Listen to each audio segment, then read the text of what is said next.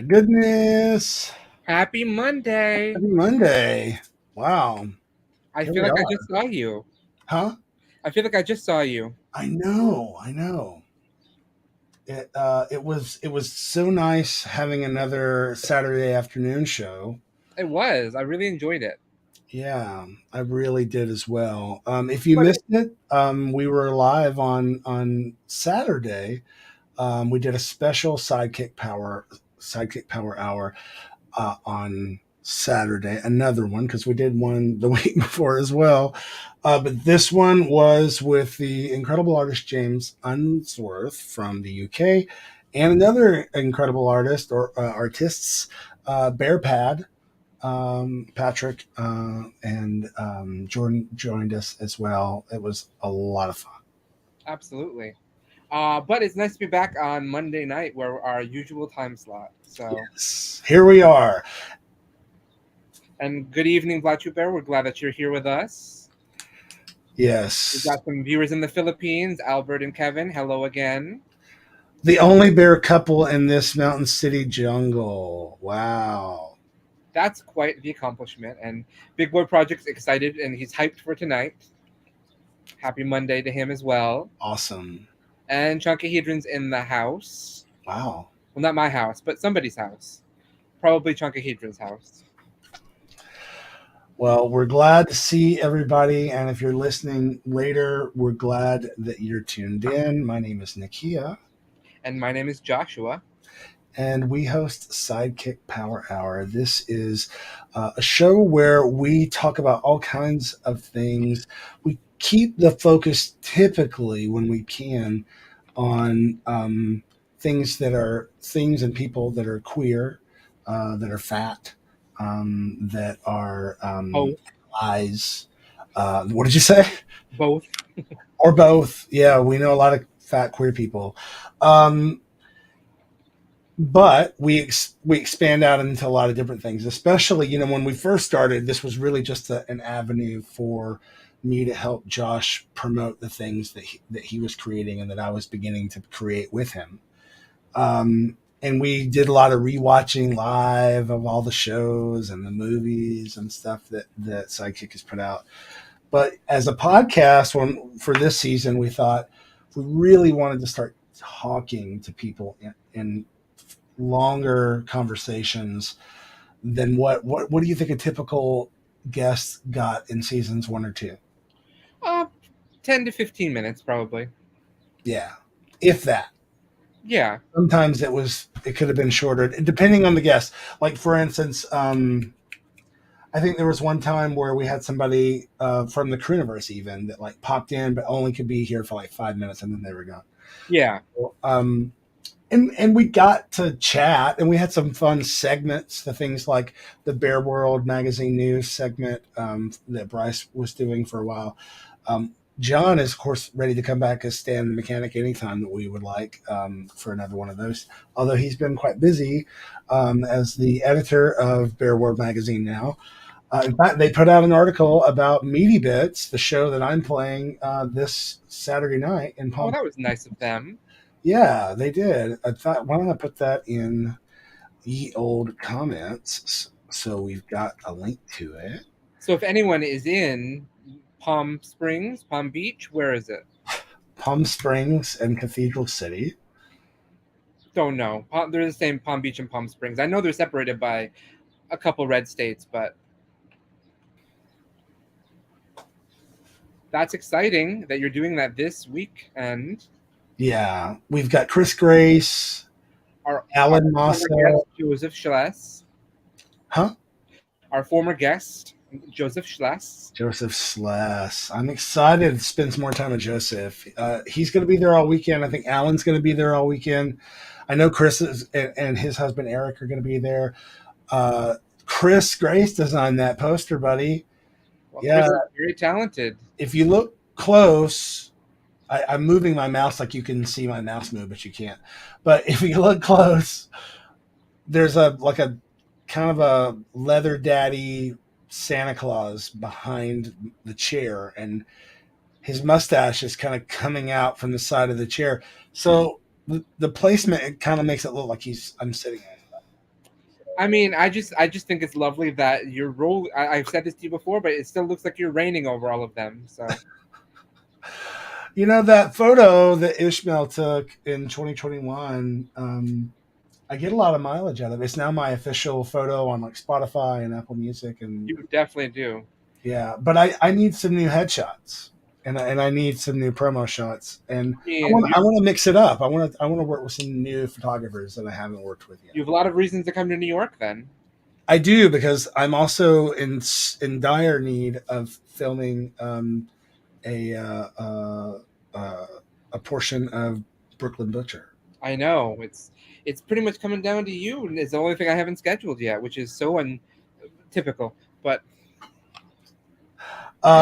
And then the other thing that we've been talking about doing is a music video. Oh, thank you. Hi, Sal. How are you? Thanks for being here. I'm fine. I had a really nice day. I did a little shopping earlier for my week in Palm Springs. So I bought a couple of new things. All of my clothes are really big on me now, and um, I'm getting ready to. I'm gonna do like one of those. Like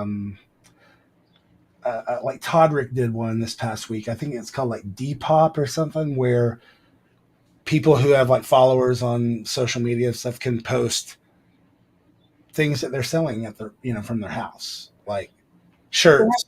yeah, they have a lot of closet, like secondhand closet kind of things and everything. Yeah. So, but I want to find one that's specific, that for sure has an eye on, sizes for all bodies. And then two, because I've got a lot of things from when I was bigger.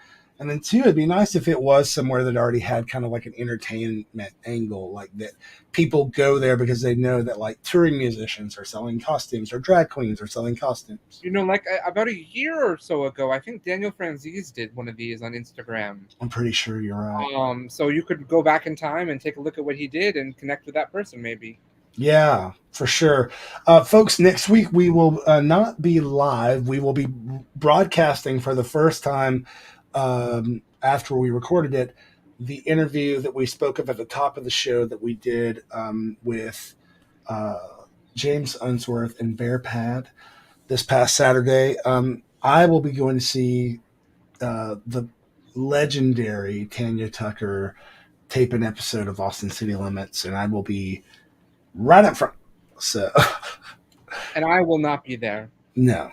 I'm going to take my friend Ethan, though. Ethan is also known as Jenna Von Scrum, who is essentially like it's really kind of between Jenna and Sable Cities, who is like my drag mothers, really, because like Sable is probably the closest, really, because like she came over multiple, like it was really helping me like learn the makeup stuff. She went with me to buy my first stuff for Darla.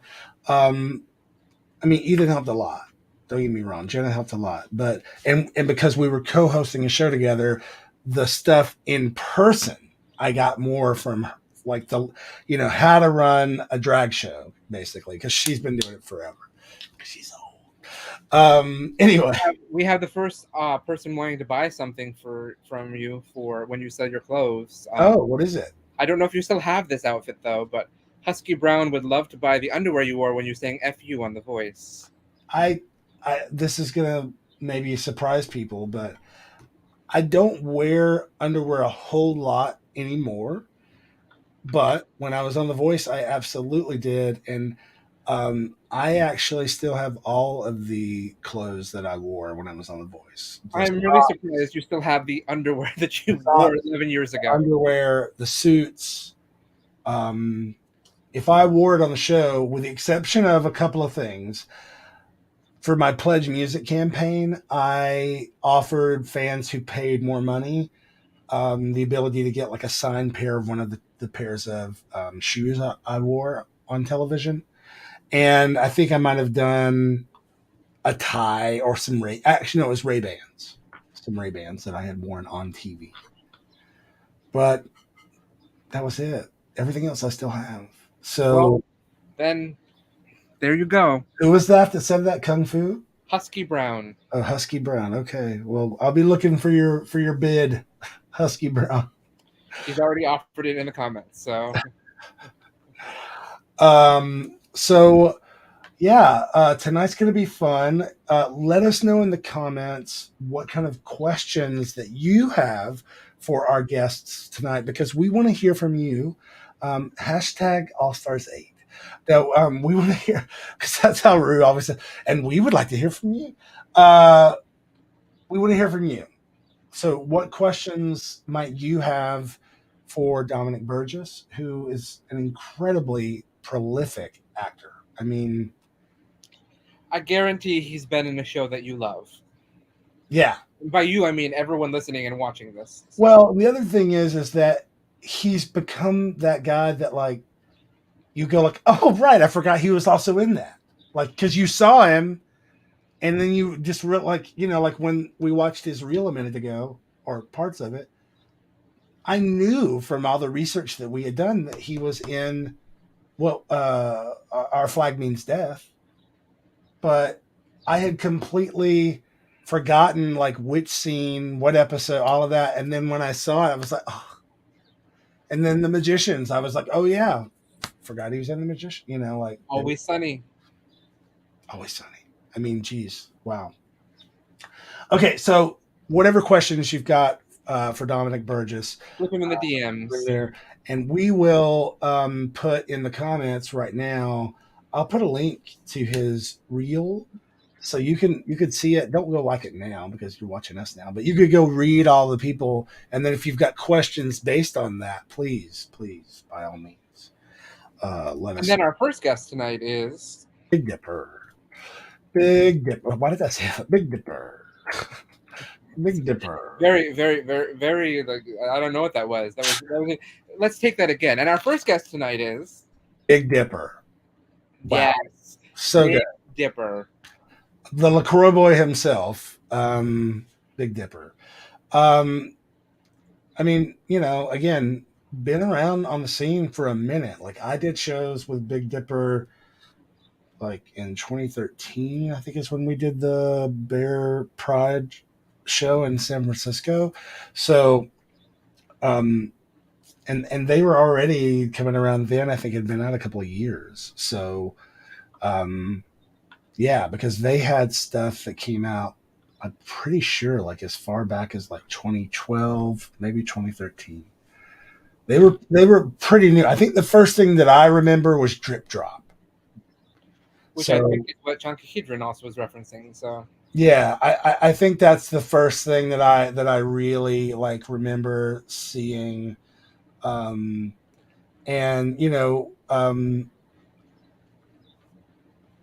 it was also one of the first things that, like, because it had, again, this was 2013, and he's mostly just in like a harness or in a vest, and there's hairy, thick guys dancing in the woods.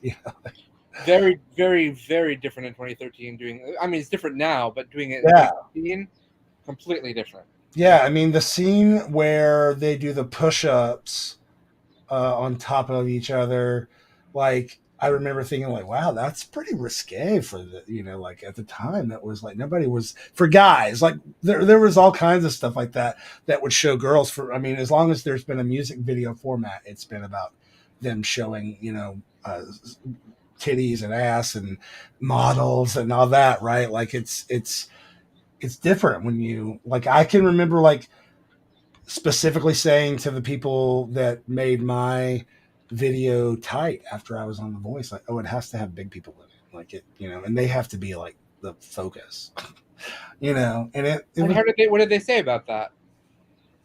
Luckily, the director was gay, so, and into Bayer, so that was not a problem. And everybody else that was involved, was like, it's up to you, whoever you want to have. Nobody batted an eye, so it was really good. Tell us what's going on in the Chroniverse this week. Yes, absolutely. Well, I believe that I shared on Saturday, but it's always good to hear again that we were accepted to the Minnesota Web Fest for Demon Doctor Season 2. So Demon Doctor Season 2 has gotten its first taste of love not to be confused with A Taste of Youth, but its Right. first taste of love from the festival circuit. We're waiting to hear back from a couple other festivals, which we should be hearing back in the next 6 weeks or so, probably. Awesome. Some even sooner than that. Hopefully, we'll be in New Jersey. I also don't think I said this on Saturday. I can't remember. But New Jersey WebFest accepted our music video "Man with the Midas Touch" for the music video category. That's awesome. So that is going to be at the New Jersey WebFest. We have a couple other things in the works at New Jersey, so hopefully we'll get a couple more things in there, including Demon Doctor Season 2. If you recall, last year was our big award at New Jersey, winning the Don't Wait Create Award. So that was a huge award for us. And then we also got an early acceptance into the New Zealand WebFest with our short film Scratched, which, if you recall, was a lovely little horror piece we put out just after the pandemic was starting to adjust accordingly. So super cool. And that's about it from the Chroniverse, other than I'm still filming our new project, which most people don't know about and which we haven't really talked much about, but we'll talk about it in a bit, probably. I'm excited to talk more about it and have you all see it. Why don't you just give us the log line for it? What is it? Well, first of all, I just have to thank Emily for saying that Scratch was a dope short. Thank you, Emily. Oh, yeah. I think it was a dope short too, and if you haven't watched it yet, you can go to our website, youtube.com/SideKick Productions, and watch it. But you want an elevator pitch for the Brooklyn Butcher? Yeah. All right. All right. I've been working on this, so let's see if I can get it out properly. The Brooklyn Butcher. So imagine, if you will, a tale. Nope, I didn't like it yet. Imagine, if you will, start over. Imagine, if you will, The Twilight Zone and American Horror Story merged together in an apartment building in Brooklyn, set amongst the backdrop of a hunt for the Red October, the Brooklyn Butcher, a serial killer that is tormenting and torturing the city at every turn. And meanwhile, in this apartment building, 9 individual stories will be telling you what is going on in their lives, and each story is self-contained, but will add up to a larger narrative about the Brooklyn Butcher. Wow. That was a terrible, terrible elevator pitch. That really needs some work. It does. It really does. Basically, we're doing a new horror series, though, and it is a horror series set in an apartment building where every episode takes place at the exact same time, and is a fusion in tone of The Twilight Zone and American Horror Story. So, wow. All right.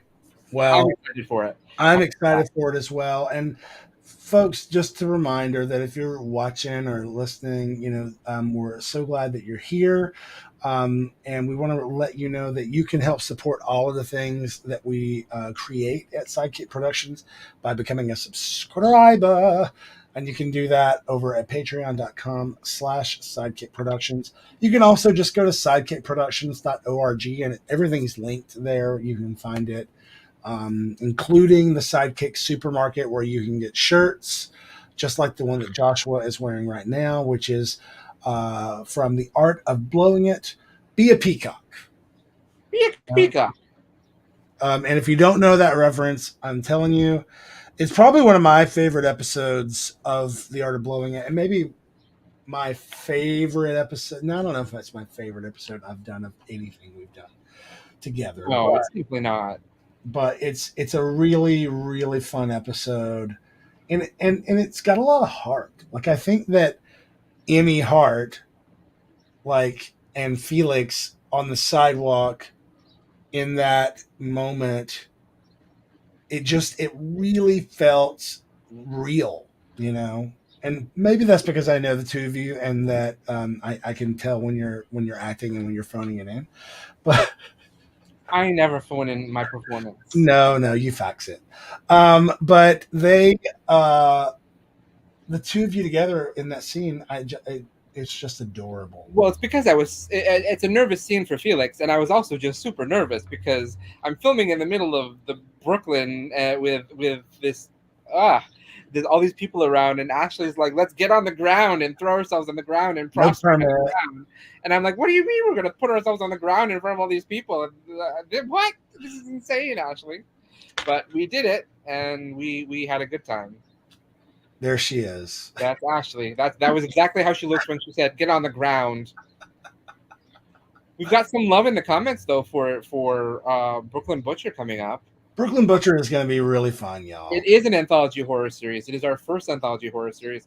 If I will say, I'm looking for a larger title, and if we can, this might be an ongoing, our version of American Horror Story, where every season is a new anthology going on and everything.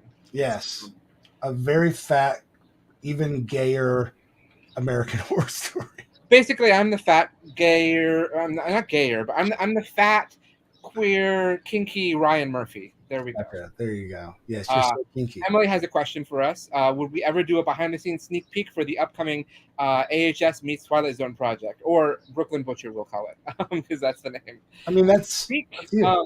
I mean, I've been filming a little bit. I actually did put a TikTok out a couple of weeks ago from our very first day on set of Brooklyn Butcher with Stuart and Alex Cologne. So that's on my TikTok right now. Yeah, y'all, his TikTok game is strong. 2 weeks ago, you put out one TikTok. I put out a couple more TikToks since then. I put out like 3. I don't have it in me. I'm not a good TikToker. I don't know.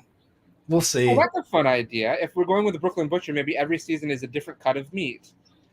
Oh, interesting. That's interesting. Okay, well, we've got some ideas that we've been rolling around, so we're interested to hear yours. And don't forget, we're also interested to hear your questions for our guests this evening. Super stoked. We've got Big Dipper in the green room right now. They'll be coming up in just a minute. And later this evening, we'll have Dominic Burgess. Again, like, I've just got his reel open here, and I'm just gonna click like one and see where I go. Okay, the first thing I clicked on was The Good Place, which he's fantastic in. So again, he's been in everything. You just don't even know it sometimes. He's probably in the background. You just don't even recognize. He's right there behind you. Isn't that a musical reference? Right there behind you? Yeah. It could be. I mean, there's a lot of musicals, but I don't. All right. Well, if there's not a song called "Right There Behind You" that's a musical thing, well, then you should make note of that, and we should write that song. All right, I'll get to work on that for our Cricket Cabaret. Okay. Well, when we come back, we will be joined by Big Dipper, and I know it's probably going to get us. What do they call it? MDNA, not MDNA. DMR'd or whatever, but demonetized? Not like demonetized for real demonetized, but like it's gonna get us like a thing where they say, oh, you can't use this video. Maybe that's what it is, demonetized, whatever. But not like permanently. Ineligible. Right. But I just want to play that one clip of Drip Drop that I was talking about with the push-ups. So let's watch that, and then when we come back, we will be here with Big Dipper. So stand by. The thunderclaps loud, dirty wine so fine, puff smoke in a cloud, mid-dagger all the time, get your ponchos ready, April showers downpour. The Big Dipper always leave your ass sore. D-Foles makes the jam, I makes the jelly, we left you a little something, you could lick it off your belly. Drip, drip, drop, little April showers, me the Big Dipper, me now fuck around. Drip, drip, drop goes the baseline, power club music is a Big Dipper sound. Big Dipper sound, me now fuck around, drop, drop, drop that ass to the ground. There he is. Big Dipper. Hello. Hello. Hi. How's it going? Good. How are you? I'm good. Just went through a time warp to 10 years ago seeing that clip. 11 years ago. Yeah, and you we're all exactly the same people we were 11 years ago, and the work that we did then fully reflects how we feel about the world and our artistic expression right now, right? That's exactly what I say every day. So yeah. I'm in the middle of doing a Patreon thing for this year where I'm kind of revisiting my archives, and I literally, after the first couple, I just had to say, like, okay, It's okay. Just release it. Let it go. If people think it sucks, it's because it does. Right, exactly. Just let it go. Not that this sucked, because before you got here, one of the things we were talking about with the listeners was that I remember like meeting you when we did Bear Pride for Matt Barracuda in 2013, but I got turned on to you because of that video. Like, Well, that was the first song I had ever written, first music video I ever made. It was like my first time trying to do something. Yeah. Well, it to me, like, I can remember what an impact it made in the Bear community of people, that I knew at the time, especially musicians, and entertainment adjacent. And we were talking about the reason was because it was very queer, very queer. Like the I can remember kind of like clutching my pearls a little bit at the push-up thing. Like, I was like, oh, he did that? Like, okay. Well, and I want to be clear about what that is. That's an homage to daggering, which is like a dance hall form of dancing. Oh, wow. That's all about like grinding and like it's basically performative sex. And at the time that we were making this, Major Lazer, Diplo had that group called Major Lazer, and they were releasing a lot of music with dance hall artists, and so they were featuring a lot of like daggering in music video culture, which is something that anyone who is like very familiar with dance hall music, they're like, yeah, they've been doing that forever. And so at the Major Lazer live shows, the like hype man who was on tour with Diplo would get up on a ladder and like make a whole thing and literally jump off a ladder and go like and land on someone and start dancing and humping them. And so we thought it would be funny to sort of pay homage and level it up a little bit by doing many flips. Well, it was fantastic and very queer, very Bear, very hairy. Yeah. And there was like, and then when I met you and I saw you performing live, and I almost pulled up some of that because I have video of that as well. Oh, wow. I can remember thinking like, fuck yeah, this guy's doing his own fucking thing and nobody can tell him shit. Like, that's what it looked like. Is that how it felt? No, not at all. Are you kidding? I was just like, I felt like a teenager. Like, I felt like I was in middle school, getting up in front of the cool kids, doing the thing that I thought was cool in my bedroom, but like didn't know how I was going to take it. And like, still to this day, like I don't know if you all feel this, but I feel like as an audience member, I consume things of a certain genre, and then as a maker, I make things in sort of a different place. And so at that time, the music I was consuming, it was both mainstream, like big time pop artists, but also like super underground electronic, club music. It was like cool kid shit. Right. And so I was thinking that I was making cool kid shit, but I was not. Like, I was making like campy, upbeat, sort of like I didn't, for the first, I would say 3 or 4 years of putting out music, when people said it's so hilarious, that's so funny, oh my God, I couldn't believe it, I was offended by that. Wow. I did not think I was doing anything comedic. I did not think that I mean, like, I knew that it was tongue in cheek, but I took it so seriously that I was like, you have to see this as high art, like how I make it, or else it's not worth you watching it. And so in the beginning, I was very nervous. I was very concerned with what everyone thought. I really wanted to be included in the cool kid group. Like, after a couple years in Chicago, I moved to New York City, and I would like go to these like, nightlife events and these warehouse parties and all this shit. And like, people knew who I was, but I was never getting booked for them. They would always book the cool kids, and I would be in attendance and I would enjoy myself, but like never once would any of those promoters be like, you should perform. But then I would always get booked at like comedy shows or bear events or prides. And I was like, these are fun gigs, but I want to be where the cool kids are. And, after you do it for like a decade plus, what'd you say, 11 years? At this point, I'm like, whoever will have me, wherever I get to perform, wherever, because I do, when I'm on stage, I feel like completely myself, completely in my body, completely sort of carefree. That is my happy place. And so, you know, when I first started out, I think I was a way more concerned with who would allow me to be in my happy place, where the optics were of where I was, you know, getting up on a stage and being in my happy place. And now I'm like, any opportunity, I'll take it. Like, I'm excited to do it now. I love that. You're like Yeah. on your sniffy. It's like, hey, is anybody looking to hit me up? Well, that's a challenging position for me because I'm like, I don't want you to recognize me. I just Right. okay. I was just on Scruff. I was just doing a big back and forth with this guy. He was inviting me over to his hot tub. He lives in some apartment in downtown LA, and he was like, "Yeah, come by. I'll be done, you know, whatever around this time." And going back and forth and all this stuff. And then we made a plan, and he wrote like, "I'm so excited to see you. Right. You're so cute, and you're such a good dancer." And I was like, "What? What now?"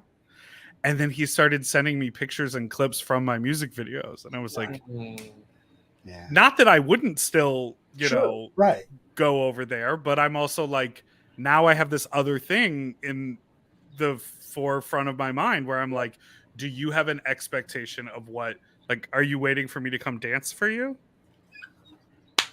Is this a drip drop audition like for the remake?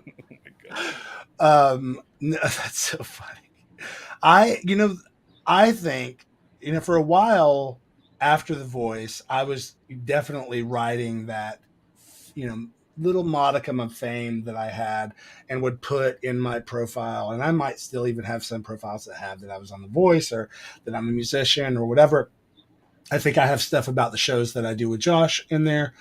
But there's a guy that I met off Sniffies, and we've hooked up now probably for the better part of a year off and on. And just last week, as I was leaving, I mentioned something about, I'm going to perform in Palm Springs. And they're at perform, and I was like, yeah, I'm a musician, and again, because it's pretty casual at this point. Yeah. He had no idea. And I loved it. Made me, I was like, oh, we're going to hang out more often. Well, and like not to be like so far up our own ass that we're sitting here talking about getting recognized or whatever. Right. But I don't know. Like, I work all the time. I think about it so much that, like, if I was a realtor, like, there's this guy. Are there language restrictions on this show? Okay, great. So I would fuck this guy pretty regularly, and then I found out he was a real estate agent, and I was like, oh, let's go to some houses, like, help me buy a house. Like, let's start looking around, take me to some open houses. I talked to his fucking mortgage guy. We're like getting me pre-approved for the loan, doing the whole thing. He comes over, he's throwing his ass around, like he's getting naked. And I'm going like, so what do you think the best interest rate? It's like, it's not like keeping those things separate can be very nice, especially when it is a casual, no strings attached hookup. When you're with someone or they're part of your life, right. Sex is so great when you can sort of pause in the middle and chat and laugh and then go back to it. But like, if you're talking about some, relatively anonymous fantasy hookup, like, I don't need to know, right. That you're a fine artist. Like, I don't need to know that you're an investment banker. Yeah, like, oh yeah, bounce on that dick, boy. Now, real quick, what's the interest rates right now? Exactly. Exactly. That's so funny. Well, bounce on that dick, boy. Very specific. We got one thing that you said a minute ago that I want to go back to, because I was present in the room when I knew you were going to say Josh and I were part of. We screened the first 3 episodes of Demon Doctor season 1 for friends, family, cast, and crew. Sure. At a small bar that they had shot a bunch of of the shows already in, that's now closed, unfortunately, in Queens. Right. And it was so great. Everything was looking good. It was sounding good. And then people started laughing. And okay. Joshua didn't realize the level of camp that he couldn't keep out of the script. Also, the level of camp that some actors couldn't keep out of their performance. So in that moment, did your heart sink? Were you like, It no? did. It did. Because like what you said, I love horror so much, and I didn't make horror for the longest time because I loved it so much, and I was like, I'm going to make horror now. I'm going to do it, and we can. And so they're just sitting there and they're laughing, and I was like, what the hell is going on? Why are they? This is not supposed to be funny. You can't be laughing right now. This is supposed to be some scary shit right here. What are you doing? Right. And I just had no idea, and I was like, are they laughing because it's that bad then, or why are they? I don't understand what's going on right now. I didn't understand what I created anymore. I was like, my whole brain went out the window. I'm just like, what is so? Don't you reaction was exactly. Don't you think that really informed how you wrote season 2, though? Well, absolutely. I mean, once I realized and I think I was trying to be one of the cool kids too. I was trying to fit in with what the voice is supposed to be for a horror series that's queer, or what the voice is supposed to be for something. So, and the tone. But then I realized I just make my own tone and my own voice and bring that out. But it was something I can't keep out of my work, but I thought I did. and so it was so amazing and frustrating and heartbreaking for a moment to realize that it was I can't stop myself from being me. So right. I think I run into that because so I went to I studied theater in college, and I was always really interested in film and television, and always really interested in digital media as it was coming up. But I had a background in theater, so I was hell bent on that being my path. And so when I started pivoting to making music videos and working in other things, I don't have a lot of the reference points. Sometimes out here in California, sometimes I'll work on a bigger set and I'm like, oh, there's 12 people that do that collective job that I sort of do as the secondary, because a lot of people are always like,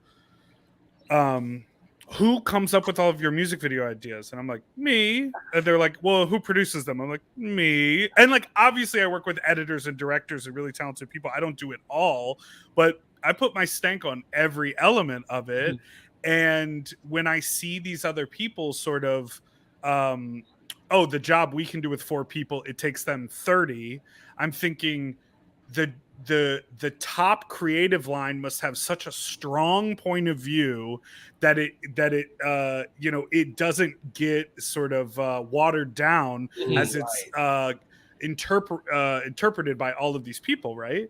But then I think to myself, I'm like, I've never set out with such a strong point of view. I've never been able to write out in person what the Big Dipper aesthetic is or what a Big Dipper music video is.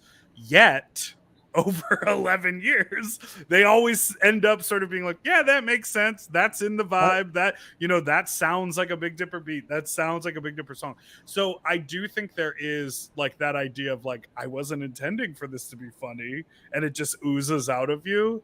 I definitely connect with that, and I feel that for sure. And I think there's something really lovely and special as a creative person to sort of find peace with not fighting that. Mm-hmm. But I have that struggle all the time, like I said, because I'm a different kind of audience member than I am creator. And, you're really into classical music. I'm producing an opera this fall. What? That's awesome. My friend from college is a really awesome opera director. Wow. And he brings me in as a producing associate, sort of a catch-all person, and I'm kind of company managing and helping out with some marketing stuff and helping the production this fall in upstate New York. We're doing a Handel opera, Rosalinda. Wow. Yeah. And it's close to you, Joshua, so maybe you can go. Yeah, absolutely. Yeah, up in Hudson. I've been looking at a cabin in upstate New York. Not quite in Hudson area, but but it's Yonkers. No. I'm originally from way upstate New York, so I'm from about an hour south of Montreal, Canada. Okay. On the Canadian border. So when people say upstate, I'm like, you'd mean Yonkers, don't you? And I'm like, well, I went to school in Ithaca, so that's a Oh. little further up from the Yeah, city. Ithaca, of course. Yeah, I know that very well. Yeah. So Okay, so Joshua, you were the way that you know how you kind of evolved with season 2 of Demon Doctor. I think it looks and it's just it's this season is very satisfying. I think. For you, Dipper, did you kind of like? Do you look back and think like, oh, can you look at that timeline and see like, oh, this is where I stopped giving a fuck? A little bit, because there are so many facets to it. I have a friend who I work with, who's a songwriter, producer, and we've made a lot of my songs together. And I remember one time I first moved to LA. He said, "Come over, let's have a writing session." I says, "Great." He sends me the address. I show up. I'm knocking on the door, and I text him. I'm like, "I'm here." He's like, "Oh no, I'm not in the house."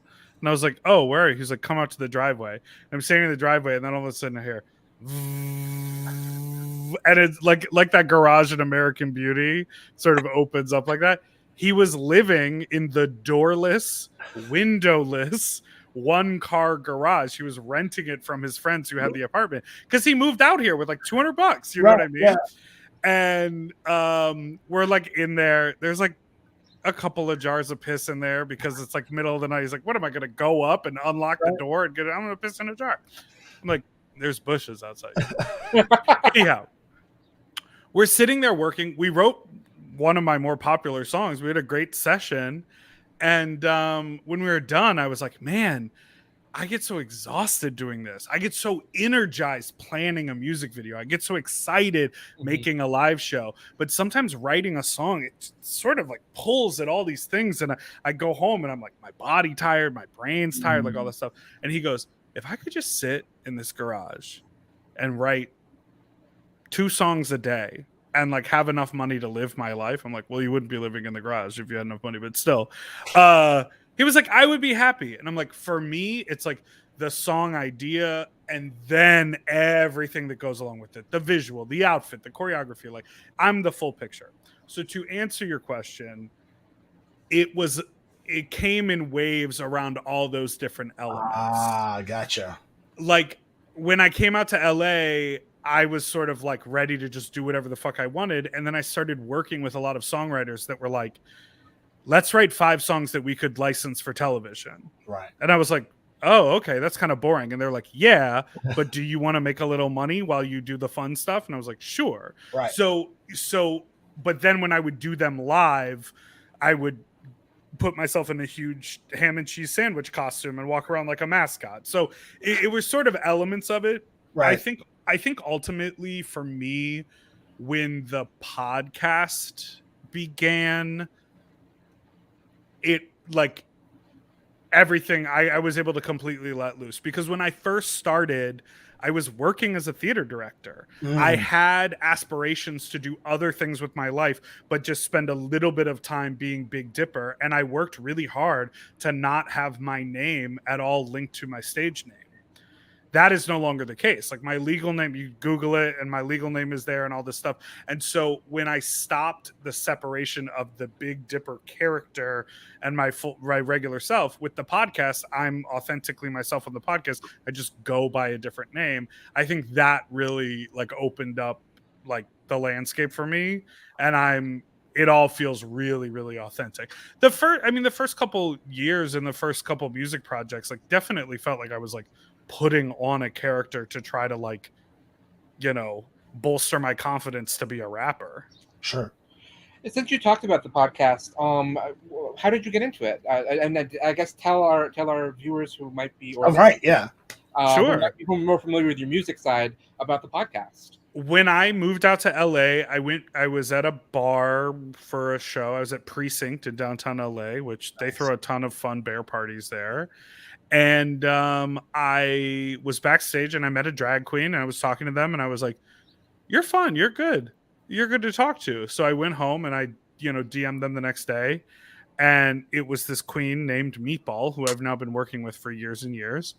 And I just said, like, hey, do you want to make a podcast together? Because it was a goal of mine from moving from Brooklyn out here to LA. I was like, I will have a podcast within the year.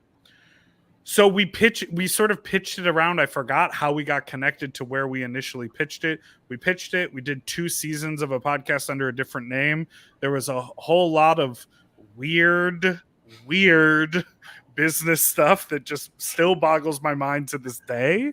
Why people can be like weird, clingy assholes when it comes to business. When you're just like, oh, you guys don't want to work together and there's not millions of dollars at stake? Right. Okay, let's part ways amicably. I just never just let me take my toys and go home. So with truly nothing on the line, right. we were forced to change the name of our show and develop a new show, and that's where Sloppy Seconds came in. So we had sort of already been doing it for about 18 months. We were in a good rhythm, and then we launched Sloppy Seconds, which we just celebrated 4 years of Sloppy Seconds. We put out 2 episodes a week. We do a Tuesday episode, which is just me and Meatball talking. We do a Friday episode where we interview guests, and those episodes are all on video. And we interview, our friends, drag queens, celebrities, comedians. The occasional straight person has come through the door. Come in. Well, they crawled their way in. We've invited 1 or 2, absolutely. Yeah. So I love it because it feels like I've clearly got a lot to say. Things on the tip of my tongue at all times. 1,000 thoughts it's racing really through the my perfect brain. job for you. It is. And I was just hanging out with someone recently, and I was sort of explaining what I do. And we had just recently met, and he was like, oh, interesting. So you're this talkative even after talking for your job all week? And I was like, uh-huh. So, yeah. But the nice thing is that we have a lot of like really frank sexual conversation on the podcast, which I get obviously more than 2 types of feedback, but the 2 main types of feedback we get are, this is so empowering. This is so great to see people who don't look like Abercrombie and Fitch models or, like OnlyFans porn creators, talking about sex and having a good time and being funny and vulnerable about it. And then the other piece of feedback I get constantly is, you're a sex addict. Keep that shit to yourself. Stop fucking the whole town and replace yourself with a better host for Meatball. Well, I'll tell you something as it relates to what we were talking about in regards to like accepting who we are and like really focusing on being who we are. I mean, you're talking to somebody that like for the better part of a year and a half, I identified as a sex addict to people. I went to meetings, and it was through that process, actually, through that 12-step process. I'd already been doing 12-step stuff through that process that I was like, oh, I'm not a sex addict. I'm just really good at sex. I'm not right. Really, I'm addicted to shame. I'm addicted to to like, the keeping secret stuff. Like, I mean, I've been in an open relationship for 21 years. There's no reason to keep any secrets, but I was like doing that because of this, like, basically it boiled down to like repeating this trauma pattern. Right. And so when I figured that part out, I was like, oh, I can just be sexual and enjoy sex and be open about it and fuck all this shame stuff, like it. So I think what you're doing is empowering. When I listen, there are many times you had Alexis Michelle on like a month ago or so. Yeah. And that conversation, she was so frank about sex and stuff. And it was just so nice. I mean, when she came out on the runway in her water sports, man pig, Little Miss Man Pig, I was like, dress. Hell yes. I realized it was, a lot of people didn't love that dress. I actually really loved it. She looks gorgeous. She looked gorgeous the entire fucking season. But the conversations that y'all had, or the conversation you had with her I felt like I was just like, wow, it is so refreshing. And there's none of this like tiptoeing around it or whatever. I mean, because Meatball, you constantly it's like the two of you. It's like if you're not saying it, then Meatball's. Yeah, exactly. And I think a lot of people think they're talking about sex, frankly. Like, I think there's a lot of people who are like, we're sex positive, tops and bottoms. You know what I mean? Like, it's like people who talk about like whatever gender or like trans identity, but they're still hell bent on the binary of it all. It's like people, I think they do like sex positivity in like a performative way, but then it's like, if I'm gonna tell you how, the UPS guy came over here, I sucked his dick, and then I left and I cruised some guy in the parking lot, and then I sucked his dick, and then I later that night happened to like be able to fuck my neighbor on the way home, Right. but my neighbor wasn't ready for it, so he shit on my dick. Like, I'm gonna tell you that whole story, and guess what? I'm not the only person that has happened to. No. And so it's okay to talk about that. Yeah. I think that there are so many. We had this conversation actually. Saturday we had James Unsworth and Bearpad on, Jordan and Patrick, and I don't know if you know who James is. He's an artist out of the UK who primarily works out of this kind of nostalgic, queer, bear, fat, positive kind of stuff. His work is really, really great. And we talked a lot about pornography and how it shaped all of our careers in different ways and our lives, really. But just how, like, you guys talk about this stuff, there are people who are hearing it for the first time on your podcast. Right. There are people who are like, oh, wait, I'm not the only person that accidentally shit on somebody? Oh, right. Okay. And I know that a lot of people, especially gays, like to think that we all know everything. Oh, yeah. It is. What? There are so many, especially younger people who just don't know yet. I mean, they don't, or people who are just coming out. And I think it's super, super empowering. And I believe it's part of the much needed, as like I keep hearing people like Ben de la Creme say, this evolution that we're trying to really keep pushing is the further we can get away from shame and acceptance that we all do this stuff, right? The sooner that we can begin to evolve as a species. It's that way for sex, it's race, gender, and whatever. We got to, as you said, fuck all this binary stuff.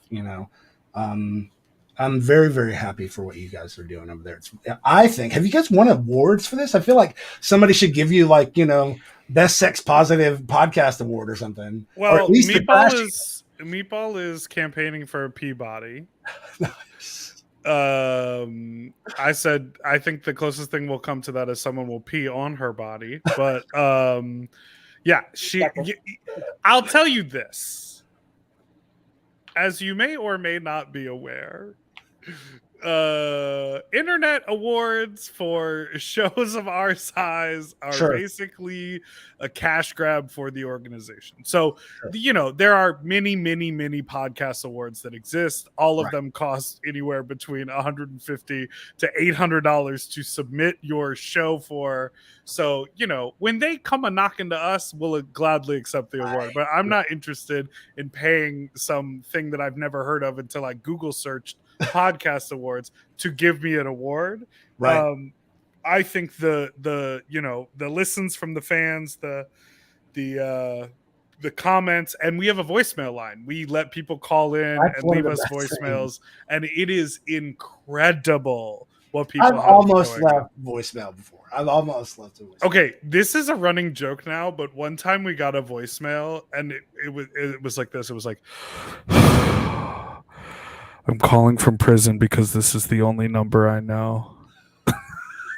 It turned out to be a joke, but like we made up a mnemonic device. So we sing our phone number every week, so the jingle gets stuck in people's head. So at any given moment, you're out at the bar, you We get so many phone calls when people are like, okay, just got back to my car. I just hooked up with this guy off an app. Like, I love the voicemails. The Give voicemails are us great. the mnemonic for the listeners. It's 213-536-9180. Yeah, exactly. And I never sing it. Meatball sings it every week. Well, I mean, My virgin lungs. And we love Meatball. We definitely should have Meatball on, Josh. That's But all. I just saw Meatball on Hulu, so. On Drag Me to Dinner? Yeah. I haven't seen it yet. I'm so excited. It looks really funny. She was exactly how you described her on the podcast. She was like that on the show. So. Her bread and butter is loud, yelling, and very funny. Right. Yeah. I mean, I'm convinced that Vanjie got her act from Meatball. Yeah. You know. Yeah. Well, so the podcast. Yeah. How many people, kind of back to the, people finding out what you do sort of thing. How many people now are you finding out that like know you more from the podcast that don't know you from the music? Overall majority. Yeah. And it's because basically what happened is the podcast and the podcast work that I do exploded during the pandemic. Yeah. So, sort of spring of 2020, we're all at home. We all realized this was very funny. The first week we had to podcast from home. We had done one or two like via Google Hang or Skype, like pre-Zoom. We had sort of figured out, okay, we can do this remotely, whatever it is. And so like the first week, none of the shows worked because there wasn't enough internet to go around. Do you recall this? Do you remember this?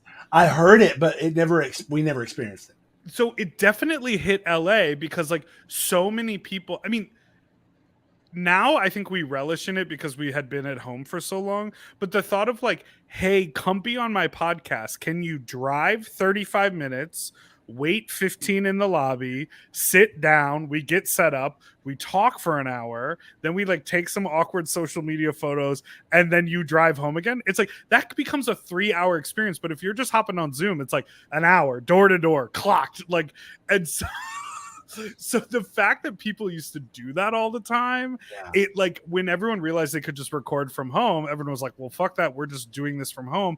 And it just weighed on the internet so intensely. Wow, no one, like, so the first couple episodes, it was like, it was a big challenge, but I'm getting off topic here.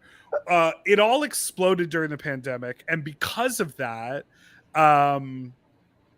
we expanded. And so I became an executive producer for this like imprint at our podcast network. It's called Mom.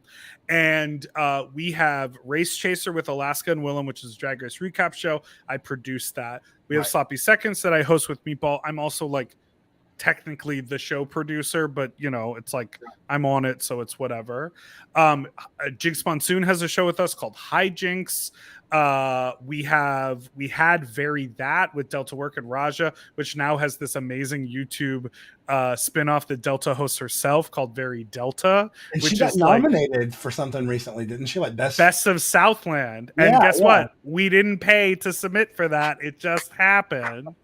And for whatever reason, they need a month to count the votes. Like, we don't find out until July 30th who won that, which is crazy. There's somebody right now, like 370. And you're like, you vote online. The computer does it for you. You don't need so we developed this podcast network, and because I was at the helm of it, I basically had, at any given time, 8 world famous drag queens sort of mentioning my name or talking to me off mic or doing whatever.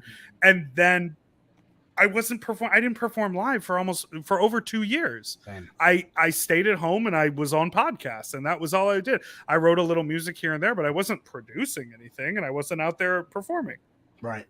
So I think because all of that, the profile of the podcast and the podcast network elevated, most people are like, yeah, you're that guy that talks, or you're that guy I see on my TikTok timeline, or like whatever. I'm like, That's because we have a whole fucking team of people who are like cutting and clipping and posting and algorithming and all that stuff because we're like a functioning network and we do that. I'm like, that's not me. Like, they're like, you're the TikToker. And I'm like, I wish I was a TikToker. What I am is a damn near 40-year-old who likes to dance around in my thong and scream in a microphone. Come see me do that. Let me put that on TikTok. Exactly. Well, you can't. So I think a lot of people who are our viewers and listeners probably don't know that you are doing these other things. They probably would either know you from the music or just that. But I was surprised to learn that several people that I told that you were coming on this over the past week were more familiar with you from like Race Chaser, you know, and I love that. And I don't know if it's because of the way I watch it, but, you know, because I watch like clips on YouTube mostly. But I love that it almost seems like you're the Ed McMahon of that podcast. I did just talk about my age, but I'm a little young for that reference. I mean, I know who Ed McMahon is. Well, so I know that he hosted Star Search, and I know that he handed out big checks. Not that version of Ed McMahon. But what did he do before? The version that he was essentially the side man to Johnny Carson. Oh, sure. I like to think of myself He laughed in the corner at every joke, and like chimed in every now and then, like, you know. But it was always perfect. I like to think of myself as Robin Quivers. That's perfect. But I'm a little more Gelman than I am Robin Quivers. Okay. Like Robin, I'll tell you this. When I first started working with Alaska and Willem on Race Chaser, first of all, hold on. Robin Quivers is 70 years old.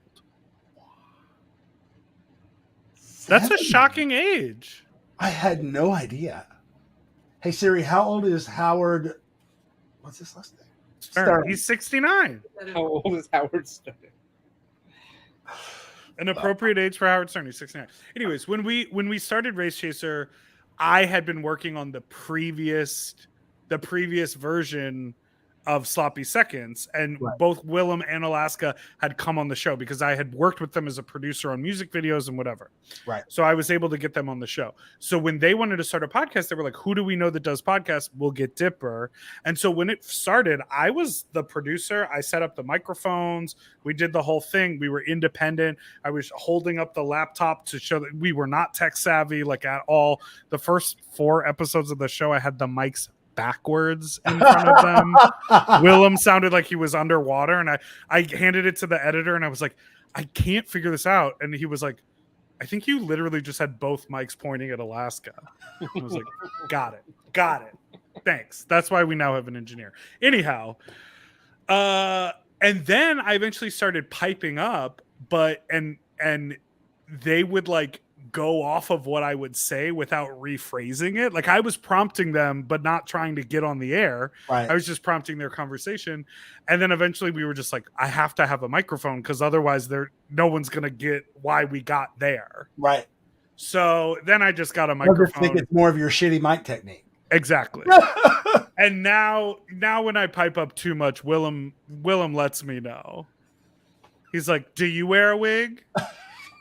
Just today, this morning, we were recording an episode, and I commented that I thought RuPaul's wig was too far back on her head in the most recent episode. I was like, that's a lot of forehead. And she looked at me, she said, you don't wear a wig. You don't get to say anything. And I was like, okay, good point. It's so funny because I said the same thing to my husband when RuPaul came out. I said, that wig is cool, but it feels like it's too much forehead. Like Lala Ree the week before. But there's a specific reference, right, that we don't understand because we're not drag queens, but they're doing a really specific look, right? Yeah. But so I mean, I've been on the street and I'm boisterous and loud and I talk loud. I've been on the street and I've had people go like, "Are you Big Dipper?" And I'm like, "Yeah." And they're like, "I listen to Race Chaser. I recognized your voice." That was it. Right. That's all they know me as is a producer of a drag queen podcast. Right. And I'm like, never thought to cross your mind why I would have a stage name. Right. But, you know, I think that's one of the things that's so great about you and has served your career, I think, really well, is that you do have a distinctive voice. In the same way that Meatball has a distinctive voice, you don't use it to scare people, but you know, just kidding. But your voice is unique. You know, I mean, it's maybe cheesy because I was on The Voice, but you would actually probably do good in a blind audition because you don't sound like anybody else. Well, thank you. I cannot sing. My notes are always flat. I have no sustain, no technique. You're But like thank trying to think of words that sound musical at this point. Yeah, I played the trumpet for a while. I know some musical terms. Right. How long ago did you play treble the clef. trumpet? 3 years. Marching band? Middle school. So seated band. Concert band. Yeah, I played the cornet, Cornet, yeah. the tuba, Whoa. the drums, the trumpet, the cello, the piano, the recorder, the harmonica. I took lessons in all of those, and Are you the only person in this choir or in this band? It was a literally one-man band. So. I just hated. I like to get things right. And like piano, especially. I mean, cello too. Like that shit is challenging. And I was like, I don't get this. Trumpet was easy. It was like I tried once and I was able to get the way you blow your lips. And then it was all just about remembering what the notes were. Like that was it. So that was the easiest one to learn. Piano is really hard when you're me and have like tiny little Vienna baby. Like I can't reach. I can't do it. I'll stick to saxophone. You play saxophone too? I played saxophone, yeah. I played saxophone in concert band. And I couldn't tell you anything. Like I've picked up a sax. I've had one in my mouth since then. Can't remember any of it. I can remember the stuff I learned from when I played drums in the marching band. Saxophone always felt so wet and like spit focused. It was. Everyone's just slobbing on their reeds and just like spitting on the ground. I remember being like, oh yeah, with the spit valve. You have to actually empty your spit out if there's a spit valve. Yeah, I agree. It's gross. Well, now I'm thinking of a music video where you play all the instruments in a marching band or something. That would be fun. That would be fun. Yeah. What do you have musically in the pipeline? I know that you've got a lot going on with Mom and with Sloppy Pod, but what about any new music? So I am like, I don't want to advertise this because I love to keep working, but I am truly the worst to collaborate with if you're a music producer, because I have songs that I wrote in like 2020 and 2021 that I have not put out yet, that I've performed live. They're mixed, they're mastered, they're done. I'm just like, do I put this out as a single? I need to put this out as with a music. I like don't think it's worth putting out a project unless there's a music video involved. I was the same way lately. And so I'm sitting on music. I have great songs. I have songs with other artists, collab songs. Like I have a bunch of shit that I've like, and so I've put like a big note on my. I'm going to P-Town at the end of the week for Bear Week. I'm like the host of all the events at the Crown and Anchor this year. So I think I'm literally like the poster person at, for Bear Week at the Crown. So I have a bunch of appearances. I'm like focused on getting through July. And then I think in August, I'm going to try to wrap my brain around what it's going to be for music. But if I'm honest, it'll probably be, the top of the year, 2024. I'll just like assault the internet with, music releases and videos. And then, that all turns into like Pride gigs for the summer. Right. Because I want to go like, man, 2019 was so busy. Mm-hmm. Like 2019, I was all over the country in the summer. Wow. And I just like, I was so busy and I was zigzagging back and forth. And I mean, the travel of it sucks. Sucks. It's so draining on the body. Favorite part these days. But to do all the shows is like so fun. Yeah. And like really that the summer of 2020 and the last couple of years, I've been so sidelined with all this other work. And I'm like, well, I'm not going to do this when I'm 50. Like my body can't take it. Cause I go hard on stage. I just did an hour with 4 dancers in Milwaukee for Pride. I saw that. That shit was nuts. I think they're gonna give me because they filmed it like a proper concert, so they had like a 4-camera crew, and I think we get that footage, and I'm so excited to put that out. Amazing. That stage, from walking from one end to the other, you could do a whole verse of a song. Like it was big. I love big stages. But like I didn't have that stamina. I trained for like 6 weeks leading up to that. I was like, I need to do an hour, and I have to dance, and I need my voice, and like that's a lot. So I'd love to get back to my whatever they call it, my fighting weight. Sure. Now we talked about, kind of like how you weren't getting booked as one of the cool kids and that sort of stuff. When we get Dominic in here for the crossover, because the way our format works, you're going to be on air together for like probably about 10 minutes. Sure. We really want to talk about, like, be thinking about in the back of your head any stories or things that are related to, like, what your experience was like as, a gay person, a queer person, as somebody who was being super sexual in some of these things, bigger bodies, all of those things. We're going to talk about that once we get in here.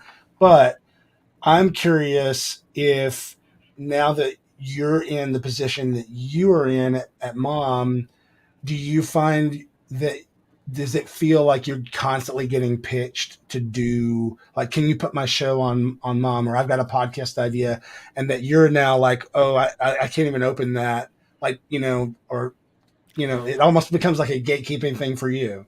Well, it's not a gatekeeping thing. It's like a stamina and a money thing. I would love to give everyone a show if I could. Right. Well, that's not true. I'm a catty bitch, and so I wouldn't give a show to someone that I thought was bad. But no, it's like it's challenging. When we first started Mom Stuff, I was launching shows every 2 months, and at one point we had like 9 shows on the air. It was crazy. And then like the podcast bubble burst, and so like some people were like, "Wait, I have to do all this work, and I only make this much per episode," and I was like, yeah, it's not a TV show. It's a podcast. Like, I don't know what to tell you. It's money. I'm paying you to work. It's just not like thousands of dollars every episode. And so some people left, and we had to cancel some shows and whatever. But I've just taken to like pulling the Band-Aid off. I'll tell you this. I have the resources and I have the ability. Some friends of mine wanted to do a podcast. I really believed in it.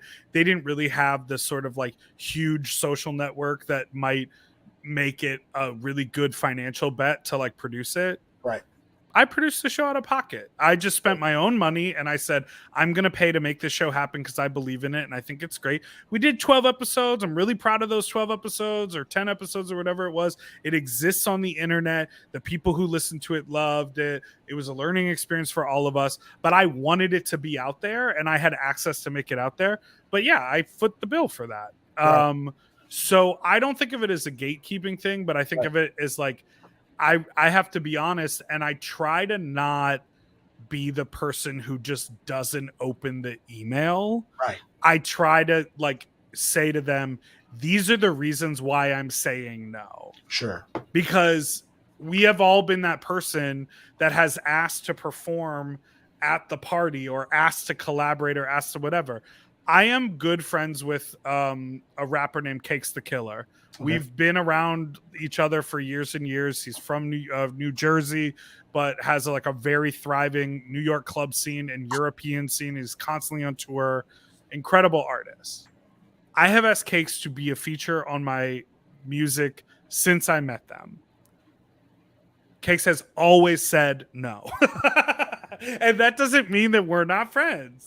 Right. He's just like, your music doesn't make sense for me. It's too campy. It's too corny. It's too this. It's too that. I'm a cool kid in the club scene. That doesn't mean we're not friends. I'm just not going to be on your song. And I really, respect that. Yeah. I like that. Now, does it mean I have left people on red and been too nervous to just say no? Yes, 100%. But what I strive to be is better. Sure. You would know progress, not perfection. Yes, that is true. That is absolutely true. And it really is.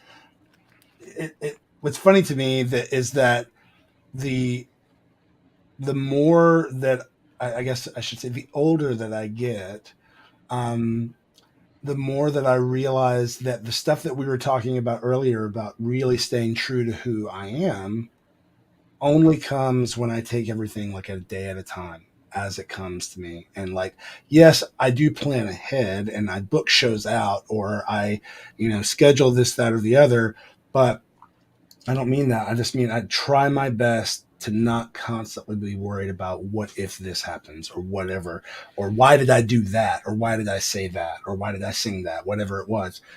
What am I doing today? What can I do today to stay grateful and be, move myself forward? Okay, I agree with that wholeheartedly. Sure. But I'm curious, because I see your smirk, Joshua. I'm curious how you feel about this, like producing things. Because you literally have to worry about what if. Right. And so the thing that I have been struggling with now, being in this producer role, being in this executive role, is how to say, let me use the what ifs as like a pragmatic approach to the way I work, but not as like a deep-seated emotional connection to the work, but just as a, let's have plan A, plan B, and plan C. Because when I talk about that, I go, well, I would be a bad producer if I didn't think about the 1,000 what ifs. Do you feel that way? Always. I'm like you. I'm the writer, director, actor, producer, usually cinematographer. So I'm doing everything on set. Yes. And also I have amazing people with me, like you do, helping make this happen. But it all comes back to me at the end. And so if I don't sit there and go, okay, so I know that this actor said that they might not make it on time because they have XYZ going on. So if they don't make it on time, I've still paid for the space and I have to get this shot.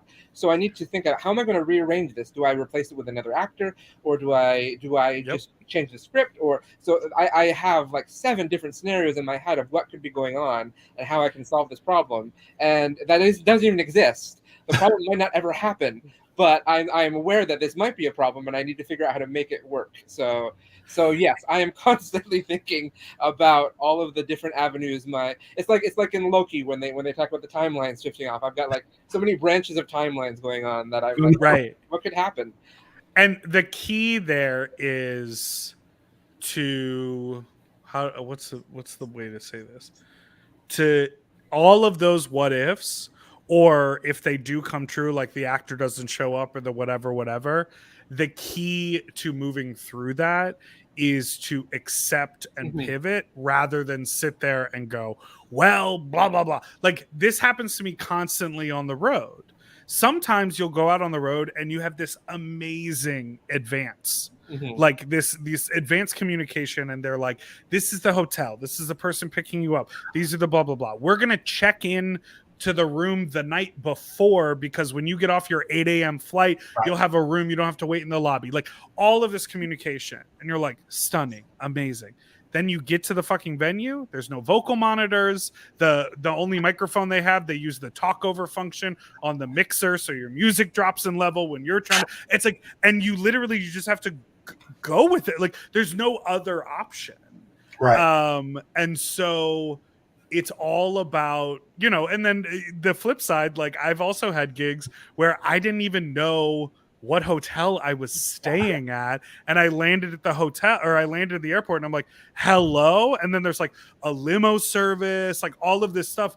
And you're like, no one told me a thing ahead of time, but you have the most beautiful facility, every resource possible. And I'm like, why wouldn't you just communicate this? Because I walked in ready for this to be a total shit show, and you've thought of everything. You just didn't think to email me.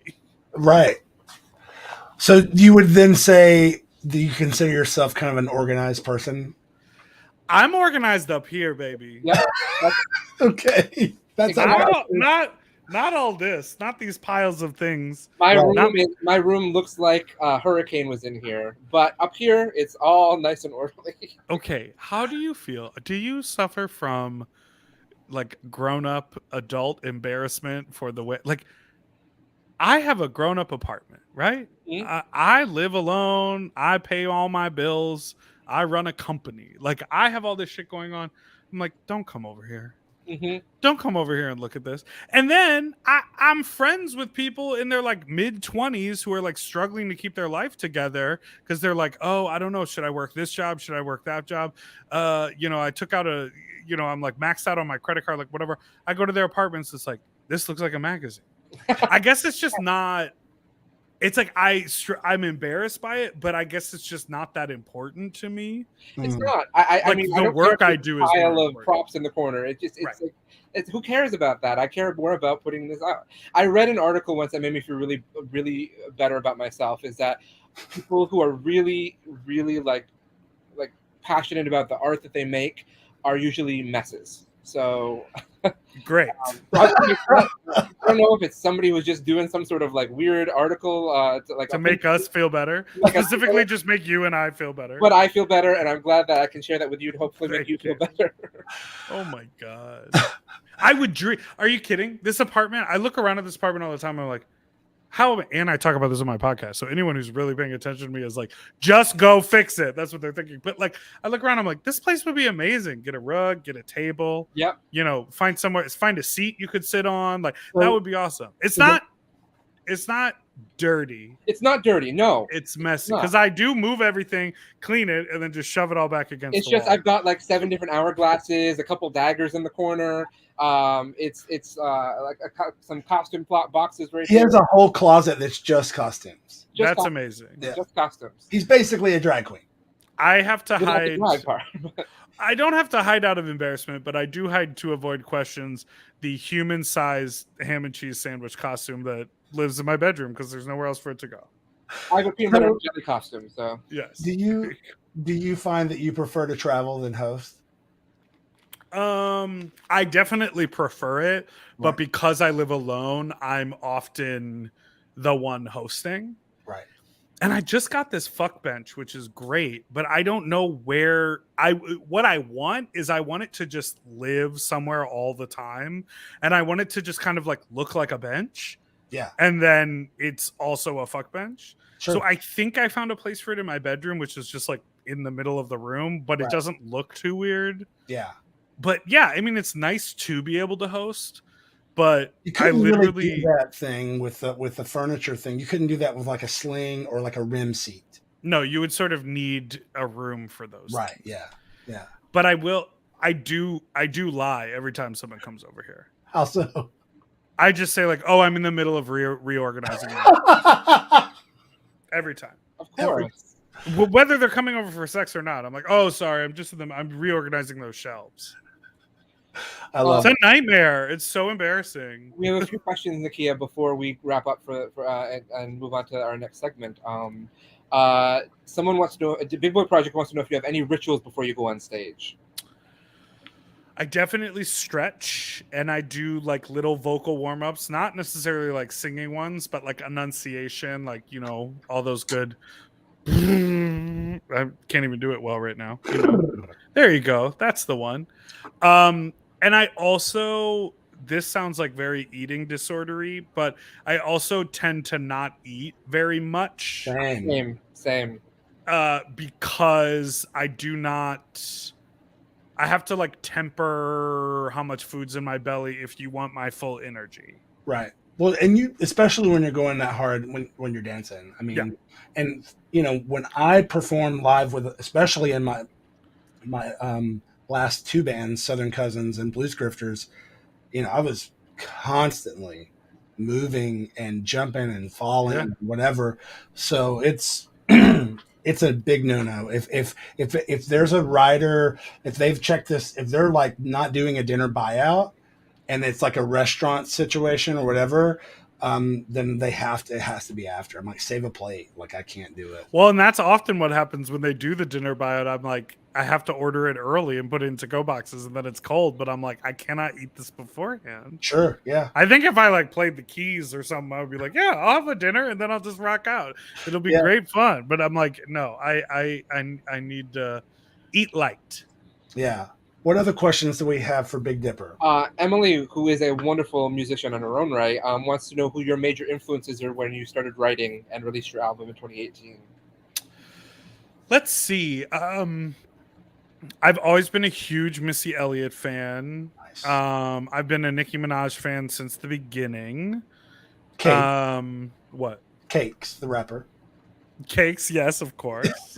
A friend of mine who won't be on any of my music. I've always really not necessarily off the albums or out of the music videos, but I've always really enjoyed Busta Rhymes. Because I felt like he was doing something different and visually took a lot of risks. Yep. And then like pop music. Are you kidding? Like Britney, Gaga. Britney for sure. Yeah. That is, to me, if my live show doesn't feel like a Britney show, like there's something going wrong. Yeah, 100%. Well, now I really want to see it with the 4 dancers, because that's full on Britney moment. Yeah, totally. Yeah. And our dear friend David Addison Small is a new fan of yours now. They just checked out you on YouTube. So, hello, David Addison Small. Thank you for checking me out. All right.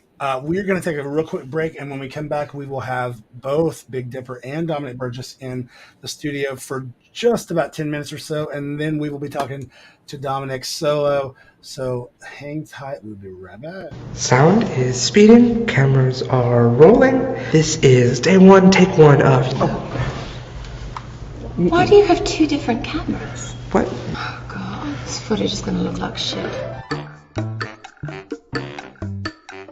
Got a crucial audition, and it is imperative that everything go flawlessly. Do you understand? Mm-hmm. Excellent.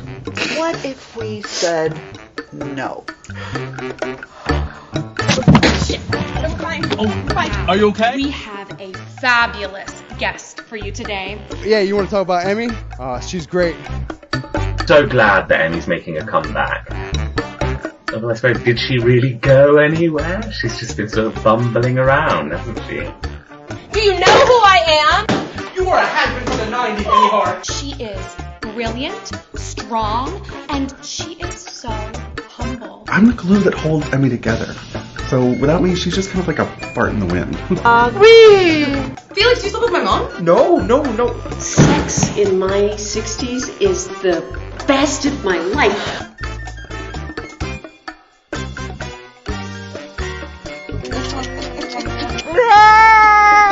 What the are you doing? You have chlamydia and gonorrhea. Well, I already know that. What's the good news? Emmy, you need these eye drops because of your drug problem. Look at how red your eyes are. Oh my God. I'm overcome with emotion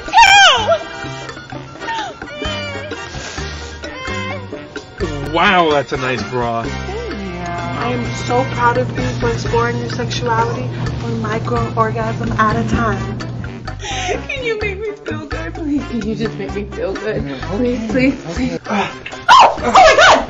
How? Come back later, and we'll do the scene again. Out of my way.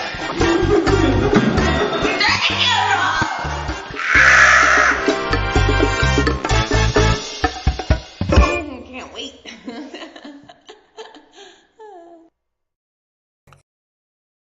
You can call yourself a chubby chaser, even if you're not a twink. You wanna hurt me? Well, I say yay. Sex is the best sex. That's what they say. I'll say it once, I'll say it twice. So listen to my advice. Come here, just a little bit closer. I'm a laugh machine, I'll leave you tickled pink. Let's clown around if that's your kink. We can clown around if that's your kink. Yes, you can say that I've got daddy issues. Whoa, you can say that I have daddy issues, and I will be singing Daddy Issues this Saturday at Meaty Bits, part of Western Exposure Dad Fest this weekend in Palm Springs. That was the trailer for the musical that I had the pleasure of co-writing with Joshua R. Pangborn, my co-host. This is SideKick Productions' beautiful little show we love to call SideKick Power Hour. And now we have Big Dipper and Dominic Burgess with us here. Hello. Hello. Welcome to the show. Hello. Oh, how civil. Hello. We're very polite here. We're a very good group of gentlemen here. So, for the first 5 minutes, anyway. Welcome to the show, and thanks again for agreeing to be on.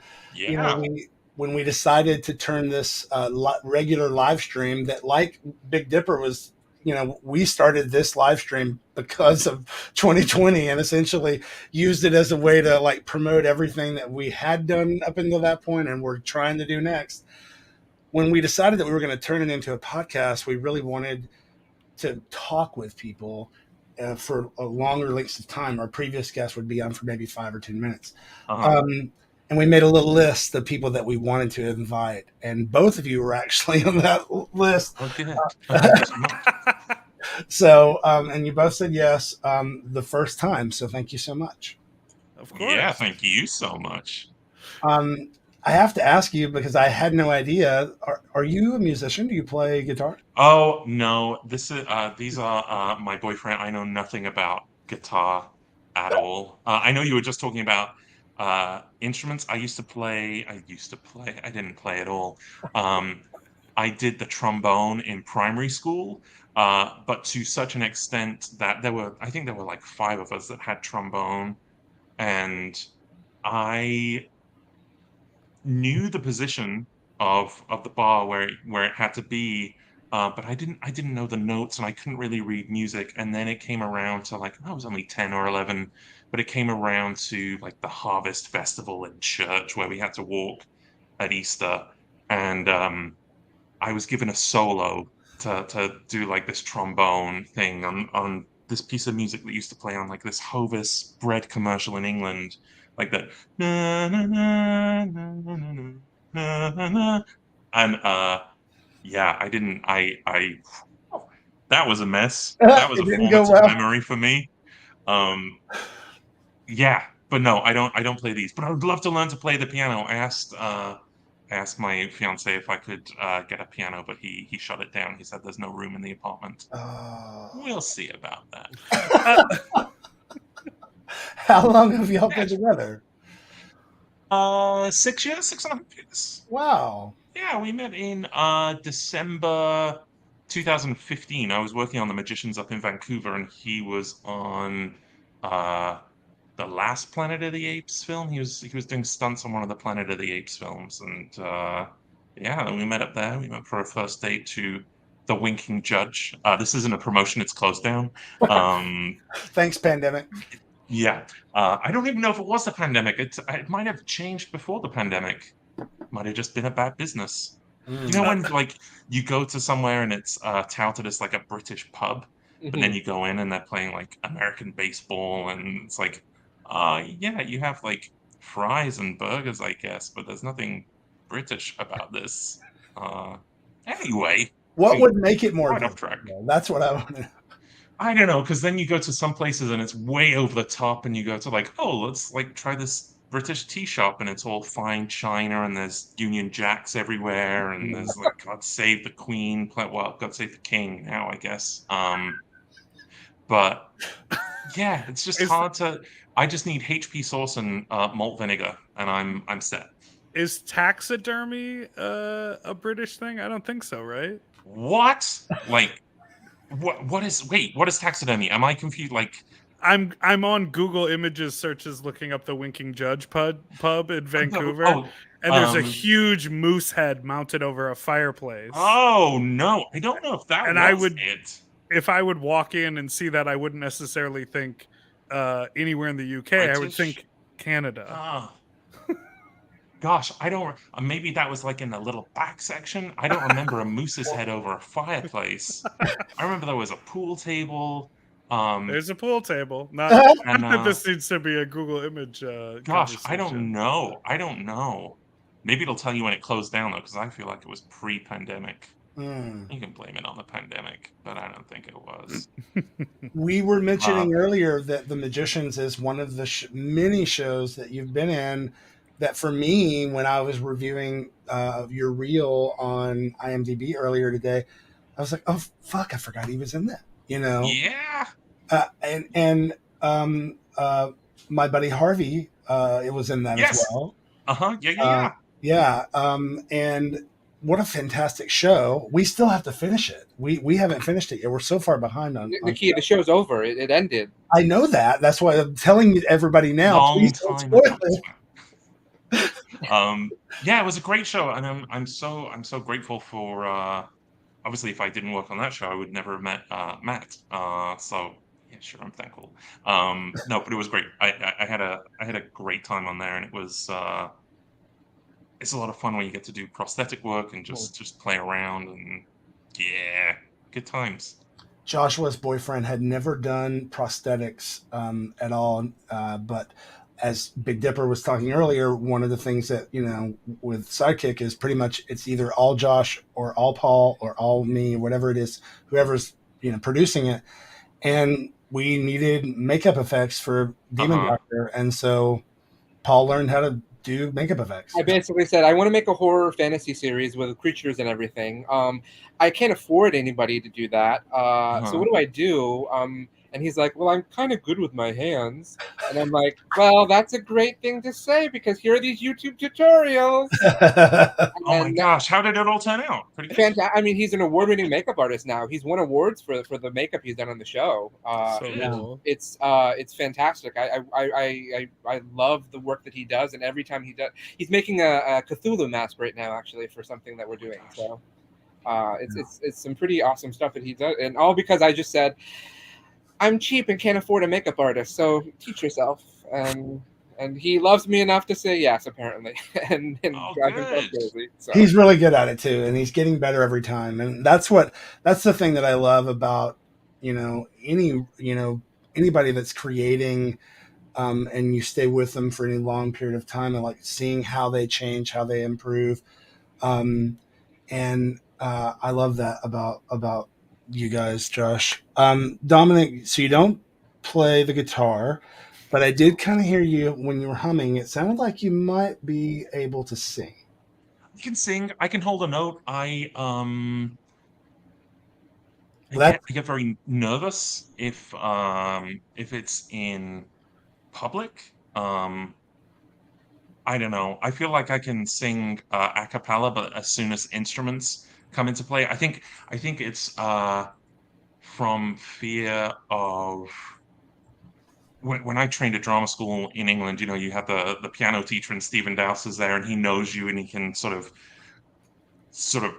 figure it out as you're going along, and be like, oh, he's going a little bit fast. I can change my pace. And then when you start auditioning for you graduate, and then you go and you audition for the Sound of Music in the West End, and then, you know, they might do it because they're a little bit sadistic, and they're like, oh, we're doing auditions for the sound. Let's see how you can really follow music. And they go on this tirade on the piano, and then you're like, I can't follow.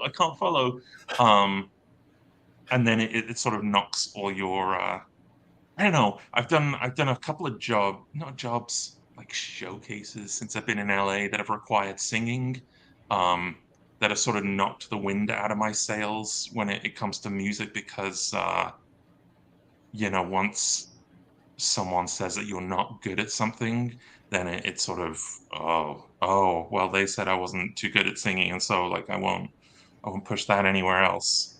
I enjoy singing. When was that? When were those showcases? What? Say again? When were those showcases? Oh boy. You've been there a while now, right? Yeah, I've been in LA for 15 years, and then I did a diversity showcase in 2015 that That was a mess, and A the subsequent. 2015 diversity showcase sounds like a real party. Oh my gosh! Well, they're always the talk of the town out here. Well, they were because maybe it was 2018, 2019. That whole system collapsed, and there was a big Variety article and Deadline article about it, and about how awful it was, and it was awful. You know, I really enjoyed watching this video before it came in because, and you know, I know Big Dipper, your Looking music video with the car wash, and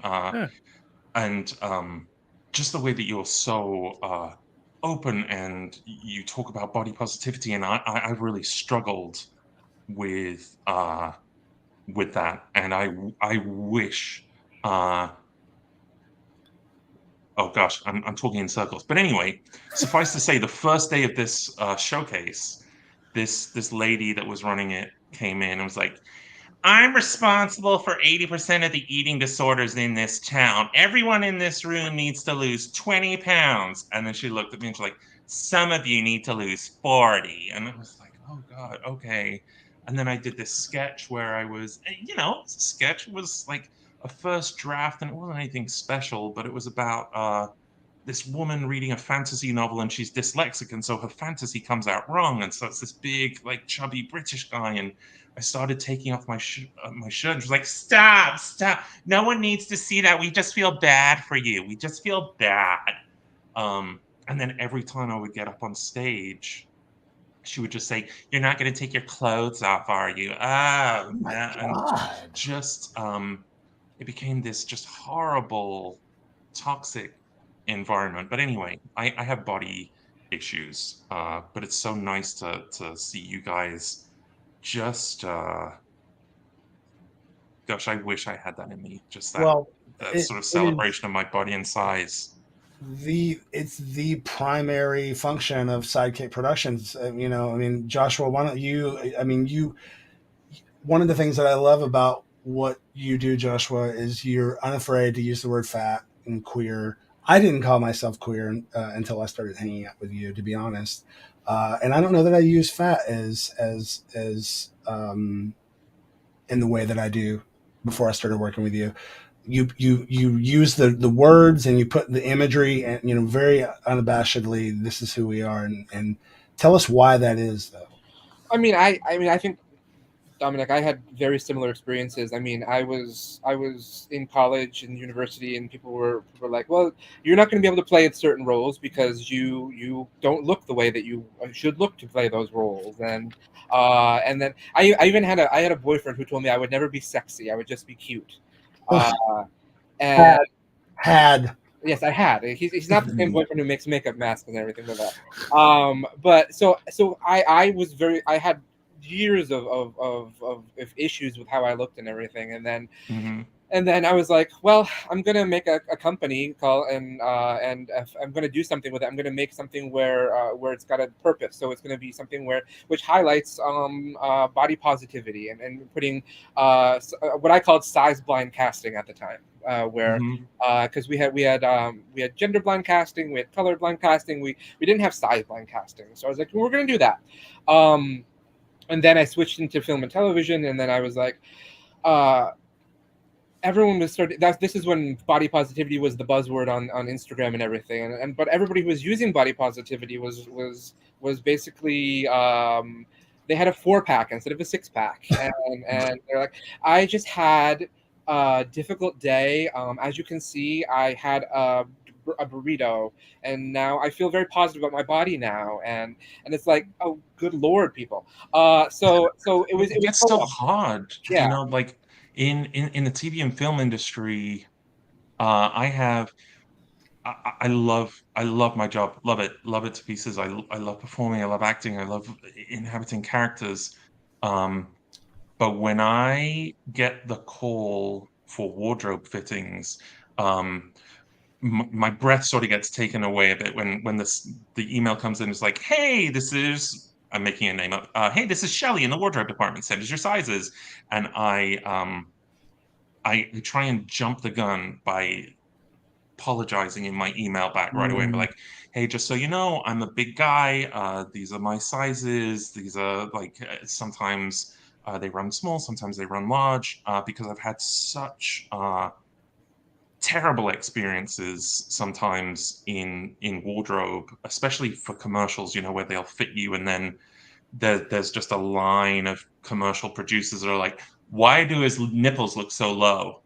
He's got a muffin top in that. No, we got to get him an undershirt so it's everything in. And then other wardrobe fittings where, you know, I'm 6'5" and 300 pounds, and they'll get sort of designer sizes that, look, I'll tell you right now, 3XL in a designer size is large. And then they and then that sort of atmosphere in the room, and they're like, well, did you send us the right sizes? What size did you send us? I'm looking at the sizes right now. Yeah. And then this conversation turns into, depending on the type of project it is, that it's like, well, wouldn't it be funny? Wouldn't it be really funny if his clothes didn't fit? Because that would fit the character, right? And then it's funny. Isn't it funny that your stomach? And you're like, wouldn't it be funny if you got in your car and went and bought me the correct sizes that I provided you with? Have you ever thought it was funny to do your job? Shelly? This one time I went to Michigan. I gave them my sizes in advance, and then you know, I got there and all the clothes were mediums, and I was like, oh my gosh, what happened? And they were like, well, your sizes sounded wrong. Sizes sounded wrong.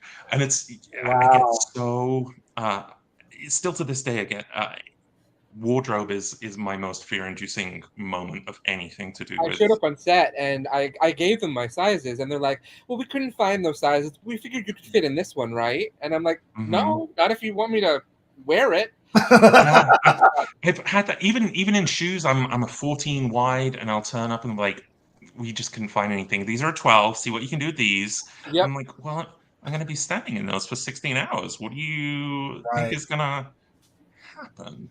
I find myself apologizing sometimes, saying, well, if you want, I can be a 3XL if you want it to be this, if you want it to be tight on me, if you want it to be loose on me, it should be maybe a 4XL, if it should be long, if it, all these descriptors that I have to give to the costume for, because it's I always apologize first in the email, and buy for us, like or you know, as you're beginning your career, if there's any larger actors out there watching, you can hear the panic on the call if they call and like, hey, Dominic, it's Shelly calling from wardrobes, calling to get your size. And I'm like, oh, okay, I'm 6'5" and 300 pounds, and then you hear this panicked silence of nothing on the line, like, oh, okay, well, Destination XL is closed right now.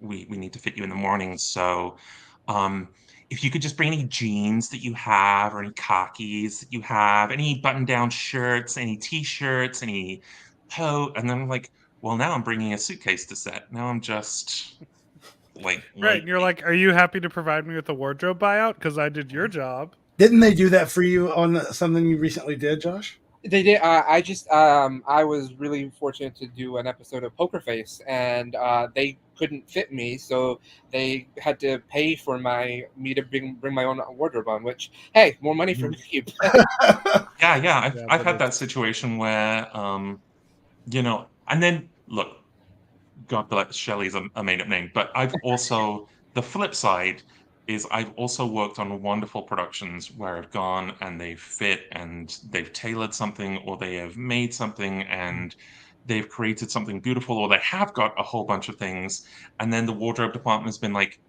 we're not going to use these again. It's the end of the season. We're not going to cast someone of your size. Take them home. Keep them. Here are these shoes. Here are these boots. Here's a shirt. Here's this.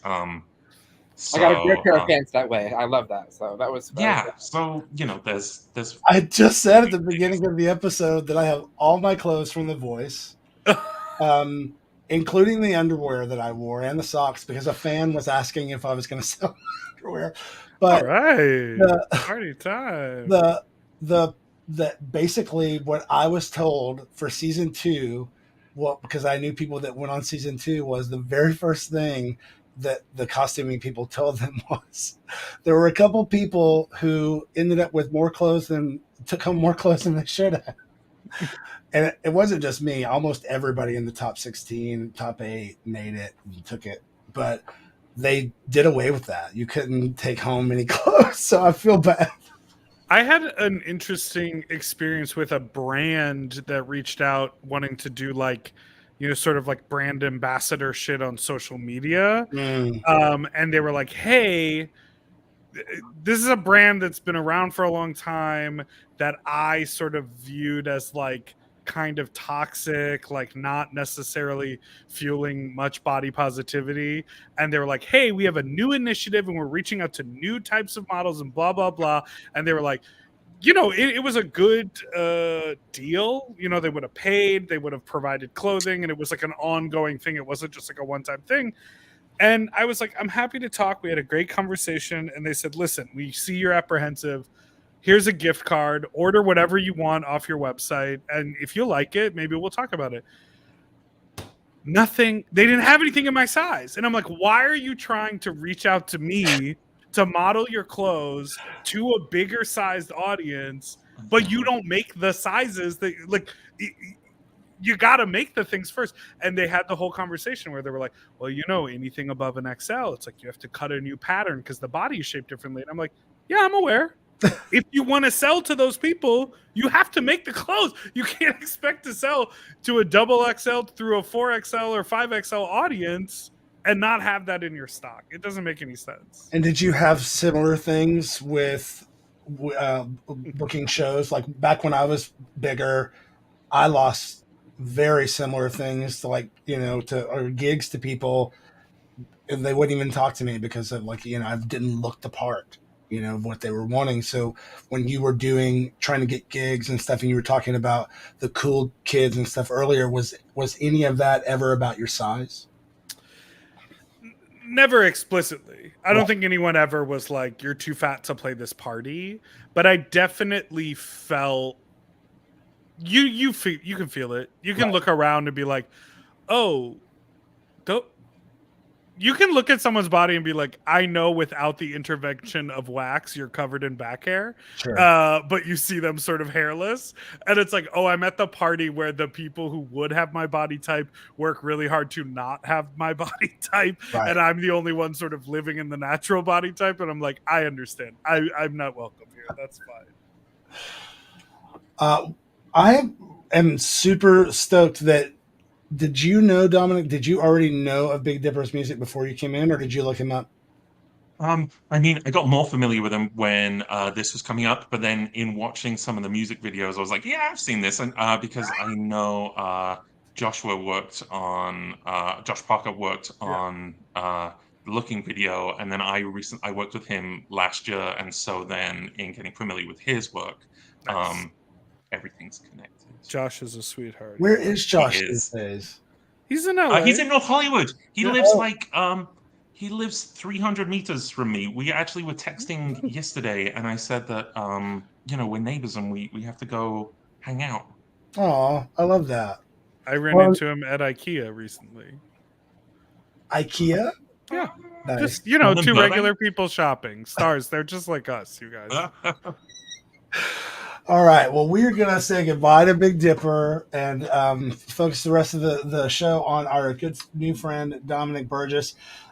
Super, super grateful to have you on, Big Dipper. Really appreciate it. Thanks so much for having me. It was such a great conversation. Nice to meet Dominic and Joshua. Nice to meet you too. Not before, and good to see you. You too. Goodbye. We'll tag you when all the stuff comes out and all that good stuff. Okay, great. All right. Bye-bye. All right. Well, here we are, just three dudes hanging out. Dominic, we are just super grateful for you being here. I love that you got super candid so quickly. I also was like, oh no, this is going to be like a therapy. I don't want you to like everything to be a counter for you. So if there's something you don't want to talk about, feel free to say anything. Yeah, not at all. It's I think it's when you hear those conversations where people are being frank and brave, and I think I grew up in a sort of conservative kind of setting, and I wasn't out until I was living away from home in a drama school that you sort of like, oh, this is a safe space to start talking about these things that have been on my mind. Like, oh, okay, all right, cool. I can talk about Shelley. Shelley's not real. But it's so nice to see. And speaking of Josh Parker, the show that we were working on last year, which will come out later this year. I don't know how much I'm allowed to talk about it. But in meeting him and seeing just how free he is in his body and his persona, and like he just owns his size. And I know for myself that there have been long stretches of time where I would sort of make myself smaller or fit into small spaces or apologize. If you get tickets for a theater show, I'm always conscious of being like, well, I'll get a seat on the aisle so no one is obscured by like behind me, because I've been in those situations where I've sat down in a movie theater or a theater show, and then the person behind is like, oh God, Roy, every time I can't see Roy, you're gonna have to switch seats, Roy. I can't see. Look how big he is, right?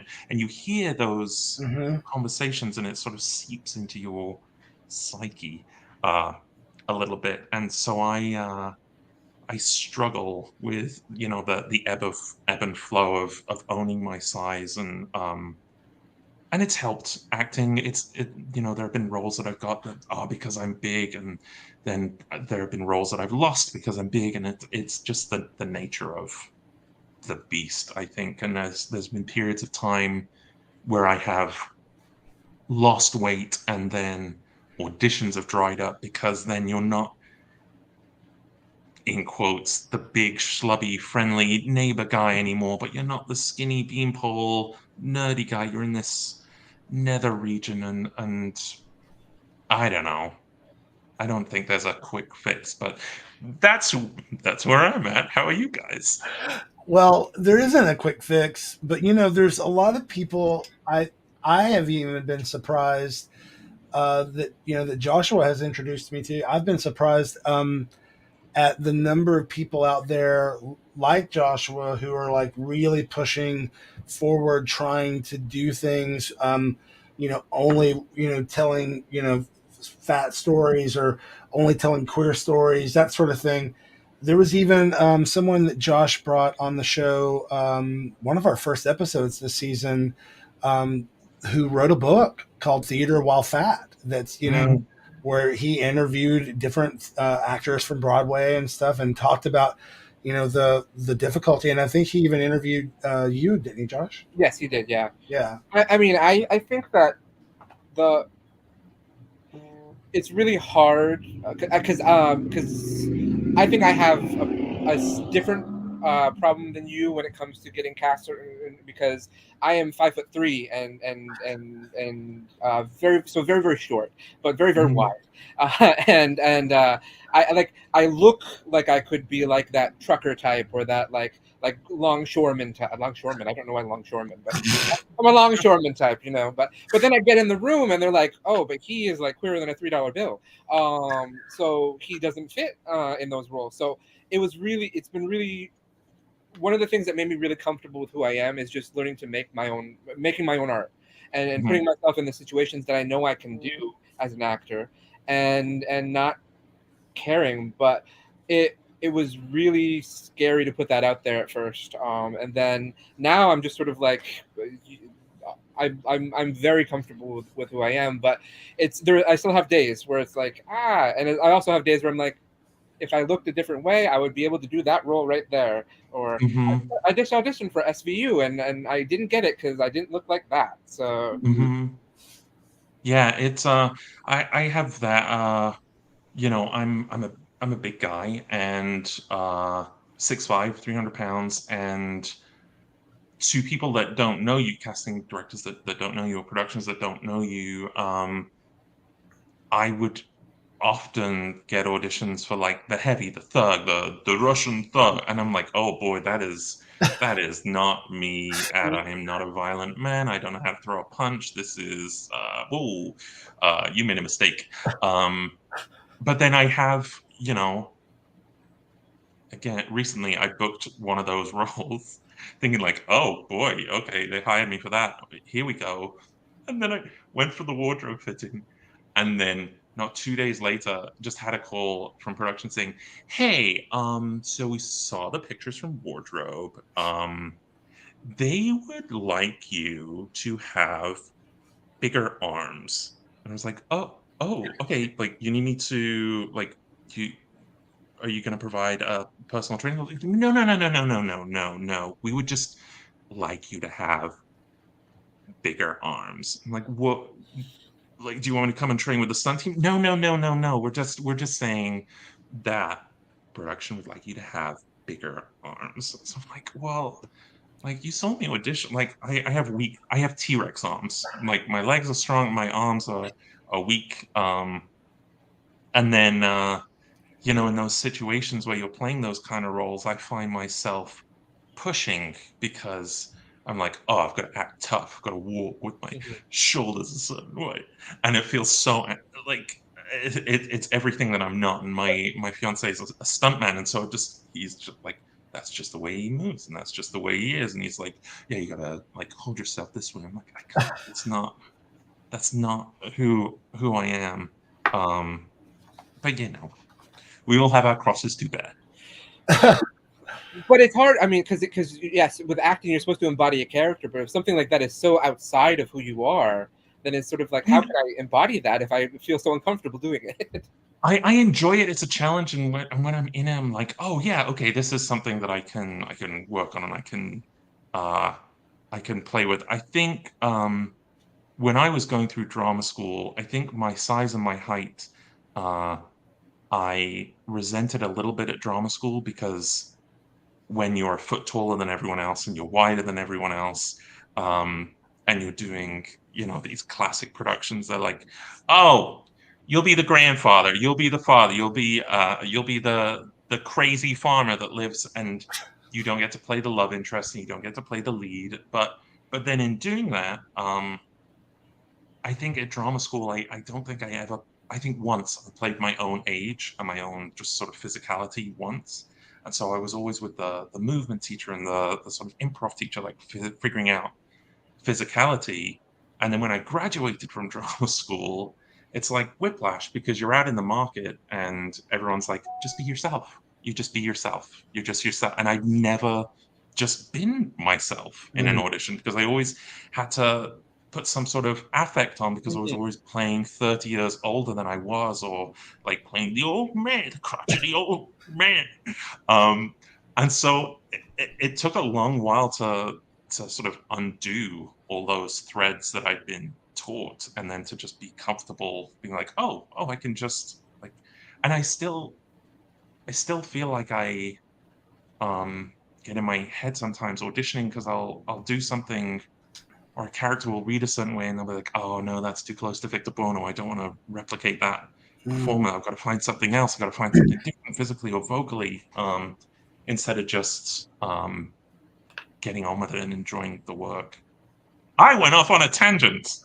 No, I mean, it's funny you bring up Victor Bono because that's honestly when I think about you, that's the very first show that I remember you like noticing you in. I was like, I loved Feud so much, and I'm like, who is this doing such a great job doing Victor Bono? I mean, this is amazing. Oh, thank you. And we actually had a question in the audience. No, that's not the right one. About your work as Victor Bono or Babette Bombshell, who is, by the way, if anyone doesn't know, Babette Bombshell is a very talented actor who's worked many years with Trauma Studios, and Babette does a ton of wonderful and delightful horror films, especially. But Babette would love to know more about how Victor Bono's impacted you and his legacy has impacted you. Gosh, well, I mean, it's a big question. After doing Feud, it has led to so many other wonderful things that still perpetuate to this day. I'm just working on a job at the Mutt Strike pending that stemmed from there, and a lot of jobs have come and rolled on from there. But if I may tell a fun story, please do. Acting is so bizarre in terms of you never know where auditions are going to come from or what's going to lead to what. The audition for Feud I got from a casting director called Jenny Treadwell. And Jenny Treadwell, I first met when I first moved to Los Angeles, and I went in and I auditioned for iCarly maybe 13, 14 times, never booked it, and I would go in for like 1 or 2 roles of like British Guard, and I wouldn't book it, and I'd go and I'd go and I'd go, and then Jenny moved offices to the Ant Farm office, and I didn't know that office, and then she was like, I know this British actor, bring him in. And then I booked that role on Ant Farm, and then Jenny moved office again to the Feud office, and then she made a vision board for UDK of my performances next to Victor Buono's performances, and I'm like, look at this guy. Wow. And then they were on hiatus, and they opened up the office for me to go in and audition on a weekend, and yeah, just that, meeting a casting director who just gets you on board their sort of hype train has led to my career. Really, I'm eternally grateful to Jenny Treadwell and to UDK and all the wonderful casting directors that see beyond the box, I guess. Yeah, I once heard Nell Carter in an interview say that she never read, she never took into account anything that it said about the role that she wanted to audition for. If it said white woman or skinny woman or whatever, she would still do. Or if it said man and she wanted to audition for the role, she would try to audition anyway. Mm-hmm. And I thought that was super cool. And that was from an interview like in the 80s, probably, and you have been in so many great things, but I think that a lot of our viewers and listeners probably don't know that, it's not like those things just show up out of the blue and that you still have to audition for lots and lots of stuff. If you book one thing, you probably audition for 10 or 20. Mm-hmm. Yep. Everything. I think, for any young actors that are watching out there, I know that I came out of or went into drama school with wide-eyed, bushy-tailed naivety, where you're like, I've just got to go to drama school and then everything will fall into place, and you graduate and you're like, I just need an agent and then everything will fall into place. I just need a co-star. I just need a co-star role and then everything's gonna, and now no, that wasn't enough. I need a guest star role. I just want a guest star role and then I'll be happy. And I mean, it's terrible in a way, because I'm still, I don't think there is a,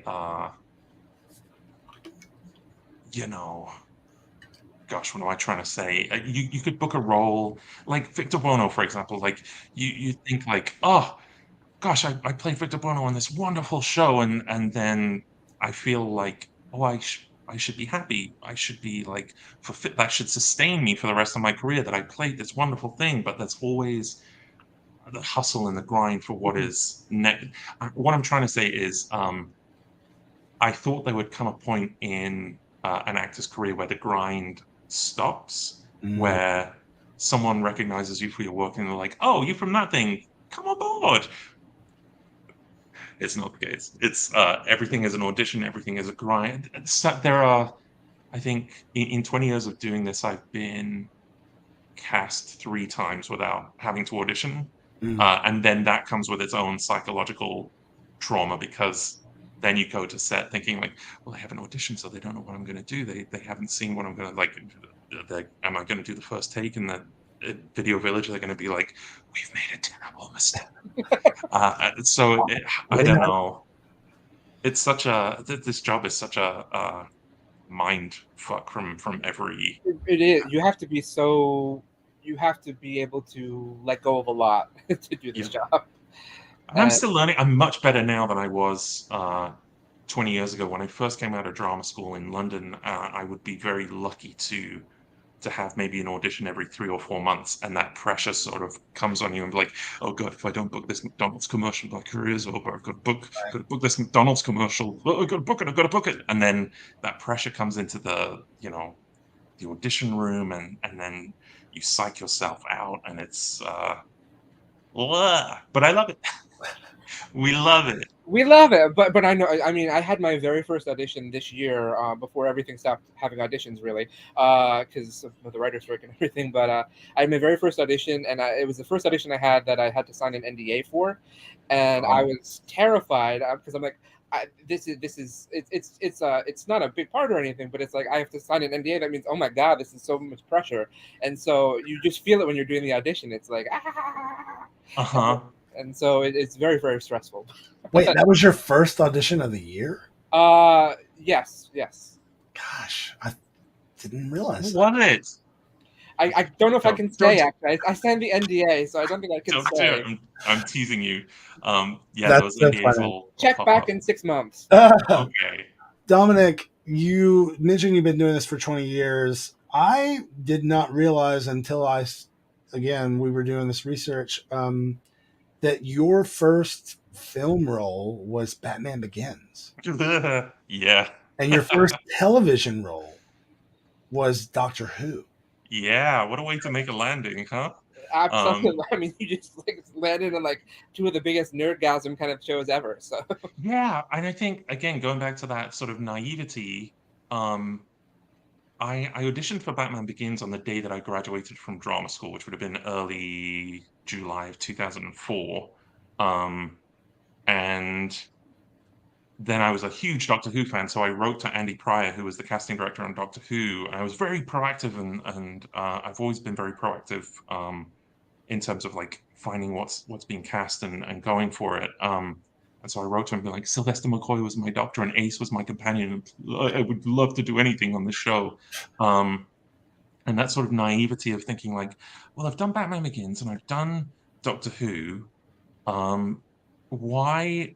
And then I would just not have an audition for 6 months, and I would speak to my agents in England, and I would say hey, what can I be doing? Can I audition for The Casualty or The Bill or Coronation Street or EastEnders? What can I be doing? And they'd just be like, it's very slow right now, love. It's the summer holiday. Everyone's on summer holiday, love. And they'd be like, okay, I'll call back in a couple of months. And then you call back and be like, it's Halloween, love. Everyone's out with their kids for Halloween.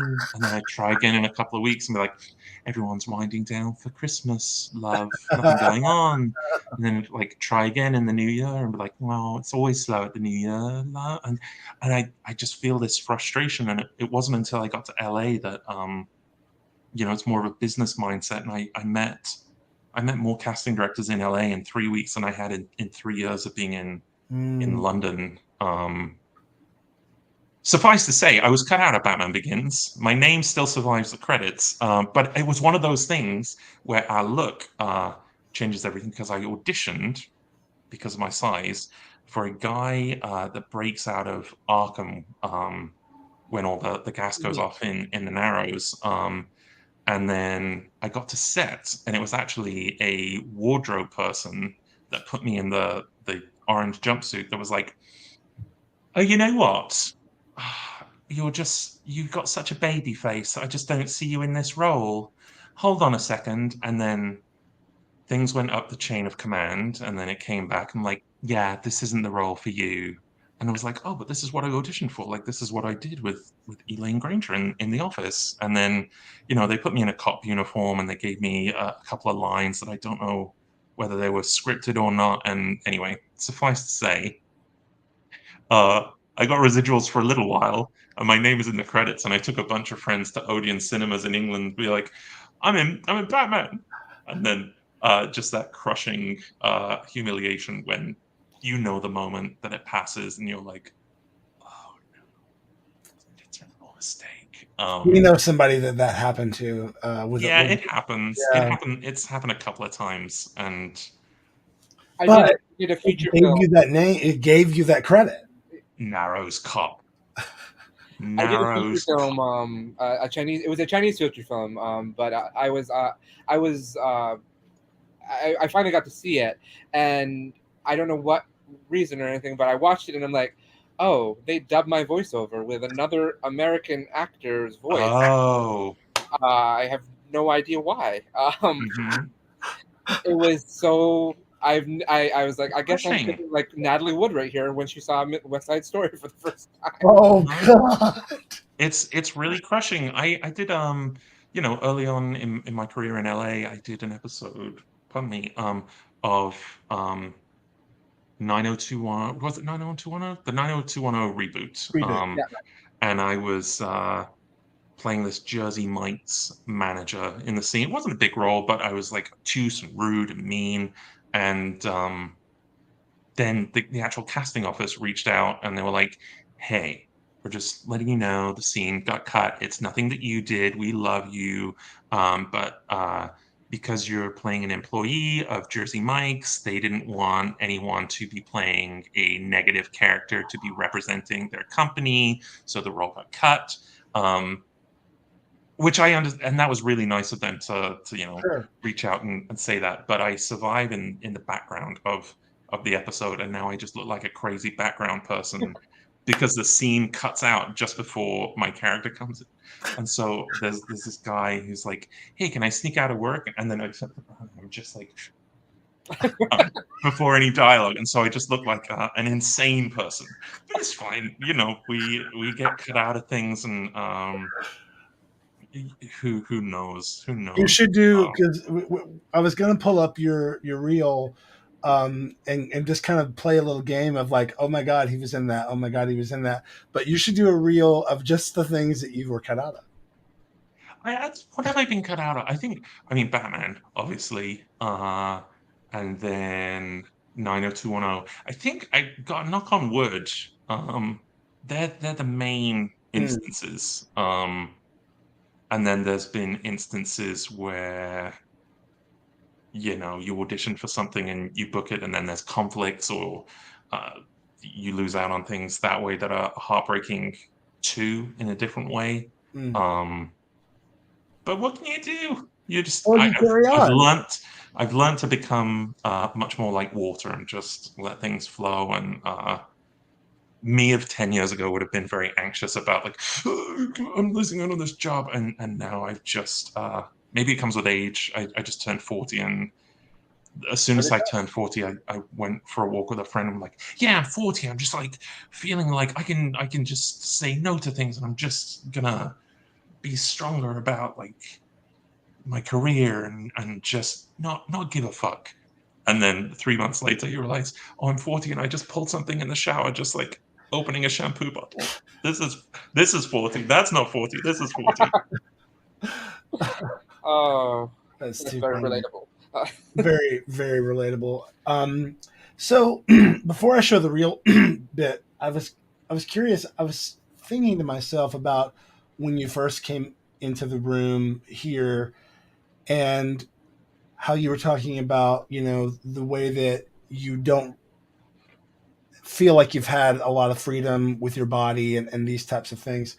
So that led me to think, well, when you got the invite to be on the show, did you look at any of the stuff about like where we were talking about fat positivity or anything and think like, oh, like maybe I don't want to do this? Like, I mean, I research. Anytime that someone reaches out and asks me to do something, I do a little bit of research. And also, I'm 40. What I'm trying to do is to do more stuff that scares me a little bit. I just did a wonderful little AFI short film that had a nudity writer. And I was like, oh God, do I wanna do nudity for free for a student film? But I loved the script so much, and I loved everything about it. And I met the director, and I was like, okay, yeah, it's scary, but I can let's do it. And then again, more recently, something I'm not allowed to talk about yet is, doing a sort of post-coital a bedroom scene with another actress, and being like, oh, what are they gonna are they going to see me shirtless? Are they going to put me in a tank top or like what are we? And then Is you this know, like just a saying, Hodor situation? yeah, like, okay, yeah, I'll do it. I'll do it. I'll do it. And then sort of doing more stuff that scares me. And this is so good, you know, talking with you guys and talking because I don't know a whole bunch of people that are my size and physicality and feel like they have those sort of insecurities. And it feels sometimes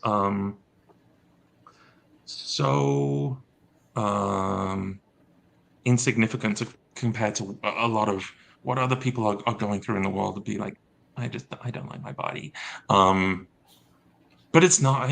Oh gosh, I'm getting all tied up. No, We're live. We're live, everybody. Yeah. But I think what you're saying is extremely I mean, these are all things that we understand and we relate to, and these are things that only get better when we talk about them, because Yeah. there are so many people who have watched our shows and talked about write to me and tell me how grateful they are to see people doing things like that. Short film is going to change somebody's life because they're going to see you doing a role that is nude and be Yeah. like, oh my god, I mean, somebody like that is nude, and it's not meant to be a comedy bit or something. no, I mean it's a comedy. It's a really fun, weird, odd film, and it'll come out in the next few months as it hits the festival circuits. But the reason that I really jumped at it was because I think you touched on this earlier on. When you're a character actor, when you're a bigger guy, you are never seen as the sort of love interest. You are never seen as sort of the driving force of a story. And this is a story about a guy who is pursuing a woman who happens to be a monster, but he doesn't know that at the time. Like it's a fun, and I was like, oh my gosh, like looking back at 20 years in my career, I've never had a same-sex female love interest on screen. I've never had I don't even know if I've had a love interest on screen that isn't sort of like a perfunctory sort of one-off like tryst that's like, oh, that was dirty and weird. Like I've never been in a healthy, loving same-sex relationship on screen or homosexual relationship on screen. I feel like when you're a bigger actor or character actor, you're sort of seen as the sidekick or not deserving of love or like you're weird or yeah, does that make sense? It So does. when I mean, when that's this came along, I was like, oh, like he's got a drive and he's trying to get with Penny O'Brien and she's the only single woman on the island and they have this lovely connection and relationship and then it turns out there's a monster inside her and but it was so refreshing to read something that had been written for someone, a character actor that had that in the script. And so I was like, yeah, I guess I'll do the nudity like because I believe in this in the story and that's what it is. Let's see how this turns out. I mean, I haven't seen it yet. that's exactly why I call the company SideKick Productions, because all the plus size and all the fat people are always sidekicks, and I wanted to put them in the spotlight. So that's why I do that. So I totally get where you're coming from in that regard. It makes all the sense.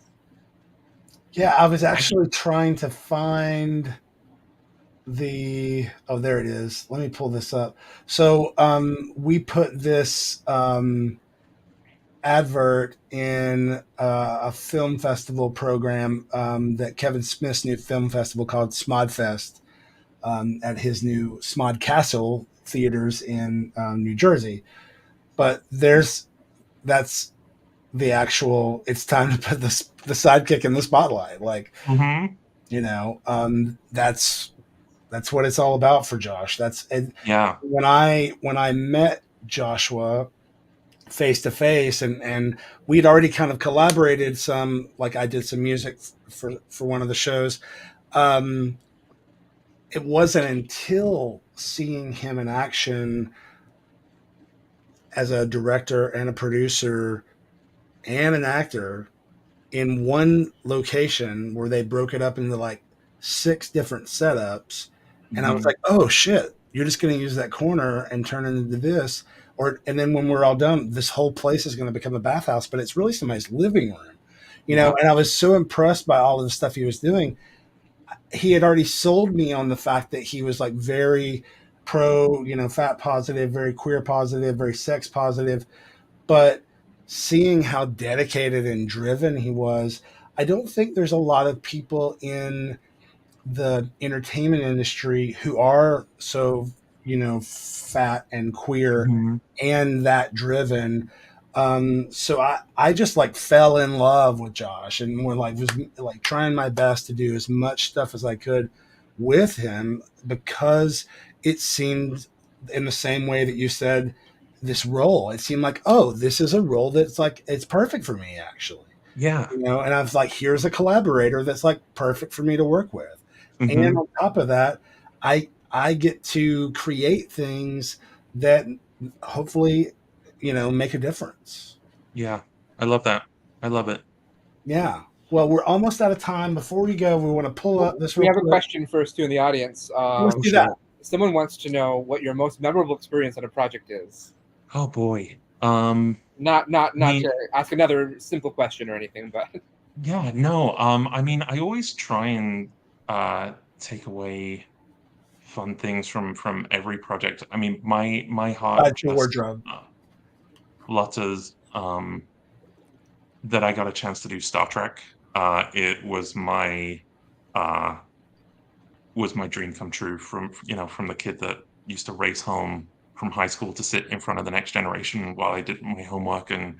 And then when I heard it was coming back, I sat down and I wrote a letter to the casting director, Liz Dean, and I hand delivered it and was like, oh my gosh, this is my like the dream. So it really would be that to get directed by Jonathan Frakes and meet Patrick Stewart and Jerry Ryan. And still to this day, it's a career highlight. And I can't believe that I got a chance to do that. And everyone was so lovely and so nice. And they, you go to the wardrobe department and they measure you and they made me a nice, like, handmade, tailored, one of a kind suit. And it was just spectacular from beginning to end. I love hearing that. And you were so good. I mean, we love Robert really turned me into a Trekkie. My husband really turned me into a Trekkie. And I'm all of the new Trek stuff. We're just like loving. Yeah, me too. Yeah. I just love that world. I'm a geek. I love anything like that. which is awesome that you have such a resume that you have then, because you get to do so many fun shows.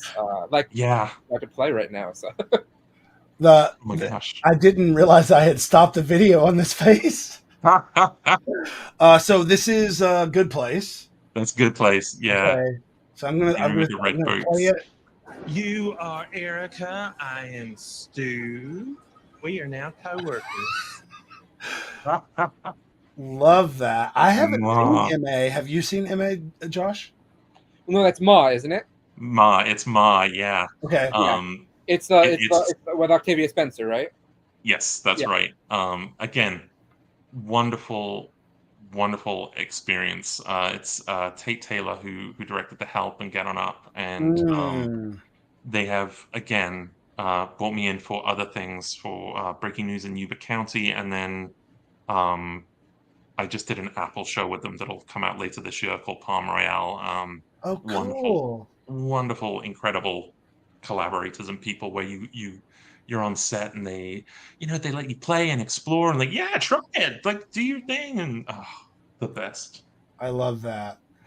Let's see what this floor is not going to make it. 911 Lone Star. Which is wait, How we doing, Jordan? This shot in Austin? No, this is Los Angeles. Oh, Yeah. interesting. Movie I know magic. they shoot something here that's either 911 based or it has a police kind of thing in it. Interesting. It was amazing. amazing. 911 came from because it's Ryan Murphy TV, so it all stemmed from Feud. And this is Dharma, which also stemmed from Feud. So much stuff came from there. Well, again, we could literally do this all day. And if I gotta be cut open, I want the best. Dr. Death. Chris is the smartest guy I know. If anyone could do it, it's him.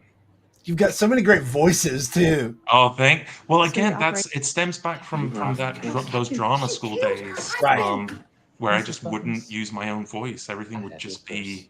Maybe you aren't aware, Here you go, that's Mr. Star Real. Trek.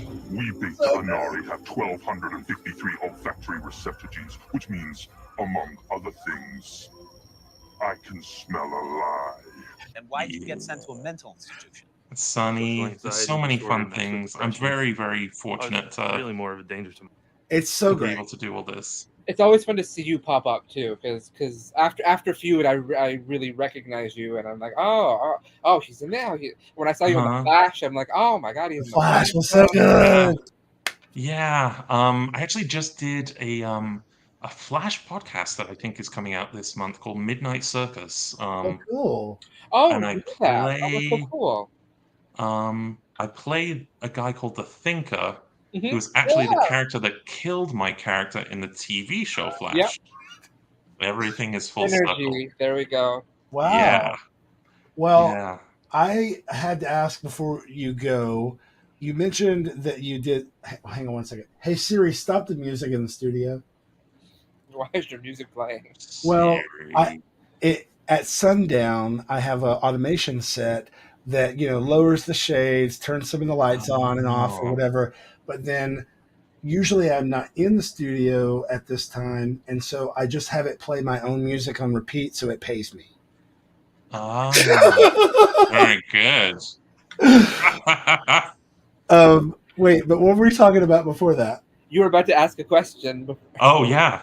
Oh, right. Big important question. Right. So you talking about you did this called an AFI.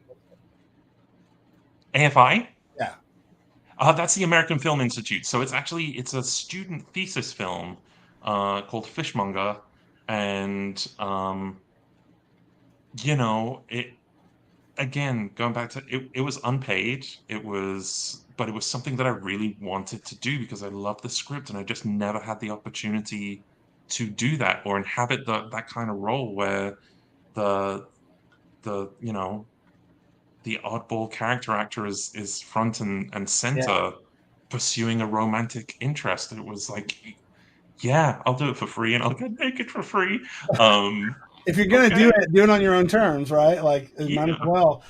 The reason I ask is because my ears perked up because I'm always in this mode of like, okay, who do we know that could be in a Sidekick show? But like, can we get them on the show? Like, so Josh, you need to write a script that Dominic is lead in, so then we can pitch it in that way. So yeah. And then I'll have to figure out how to do it as a SAG production. So because we're non-union right now, Nakia. So. Well, we'll get there. We'll do it as a student film. We'll call it a student film. I'm a You student can life. you can get a student waiver. Sure. Can you not get a SAG short film? I probably could. I honestly haven't looked into it too much. It's pretty easy. I did it. I have a short film called Sam Did It, and it was my first time directing and producing, and I was like a little like. I like the creative side of production, but anytime there are contracts or numbers or spreadsheets involved, my nose starts to bleed, and then I'm terrible. out. But I'm it was I need a businessman. Please go and take care of that for me. yeah, I get it. That's awesome. Okay, well, we've kept you long enough. We're so grateful for you being here, Dominic. What a pleasure to talk to you. Thank you. I love your glasses, by the way. Oh, thank you. We just got these. My husband works at Apple, and they have their own optometry center in there and own like optometrist dispensary or whatever. And they have these in there, and I love them. Yeah, I really like those. All right, that's good to know. You have also, don't take this as offensive in any way. I love Project Runway, and you have a very Brandon Maxwell look going on. Right? I am a little bit behind on Project Runway, so I don't know who Brandon Maxwell is. I love Project Runway. Really? Love Project Runway. Yeah. But now, what do you think of Heidi and Tim's new show? You know, I love Tim Gunn. We share a birthday. He doesn't know that, but if you're out there, I watch it. Making the cut. I still watch it because I used to love Project Runway so much. So now I watch both. We were dedicated Project Runway fans for the longest time, and then we just fell off. And it happens. Maybe that's what Drag Race replaced that, because we sort of hardcore Drag Race fans. Before you go, any shows like Project Runway or other shows that you're like that are new that you're like, oh, people probably don't know about this, but I just found this and I love it, or films? Oh gosh, I guess we just tore through Jury Duty. Oh, I love Jury Duty. On Preview, which was so good and so refreshing and so unexpected. And then, gosh, no, not that I can think of that I've been watching. There's stuff that's on my watch list that I have to get around to doing. Yeah. But I enjoy saving and binging too.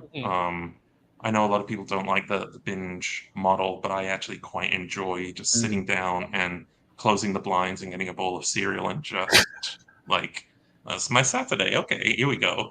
I quite enjoy that. Agreed. It reminds me of the first time that we ever really binged anything, which was Battlestar Galactica. God, it was just groundbreaking. That's on my hit list for if they come around for another reimagining. You're writing a letter to the casting director. Oh, they are. Oh, yeah. They are redoing it. So they are redoing. I got my eyes. I got my eyes on them. All right. Yeah. And what about you? Is there anything that is coming up for you that people can be on the lookout for that you can talk about? Yeah, there's a few things that are NDA'd. I know we're in the same boat. There's the Palm Royale show, which is really wonderful. It's an Apple show. It's Kristen Wiig and Allison Janney and Carol Burnett and Ricky Martin, and it's very fun. It's very queer. It's very my character is a delight. Oh, good. And there's Fishmonger coming out, and I have a fun prosthetic role in Rebel Moon, which is Zack Snyder's new sci-fi thing, which is coming out in December. And then some other stuff that I'm not allowed to talk about. Awesome. Well, when you're always welcome back here at SideKick Power Hour. Oh, thank you. And thanks again for being here. Where can folks go to? Do you have a website, Instagram, Twitter? Just kind of call it out so everybody knows. Yeah, I didn't keep up with my website. Shame on me. And then I guess, Twitter is Dominic Burgess. Mm-hmm. And then Instagram is Dominic Burgess 1 because a plucky child got there first. So I just had to be Dominic Burgess 1. And every so often he'll send me a message being like, this message is for you. And he'll send messages that were not meant for him. But my way. Oh, that is too funny. Oh, that's great. All right. Well, thanks so much for being here. Folks, for who are watching now or listening later, we're going to take a quick break and watch a little Demon Doctor Season 2 trailer. Again, it's really hard for me to wrap my head around because I'm literally still in the middle of post-production for Demon Doctor. But hey, we put them out a new episode every month over at patreon.com/Sidekick Productions. Thank you again, Dominic Burgess, everybody. Yeah, thank you. See you soon.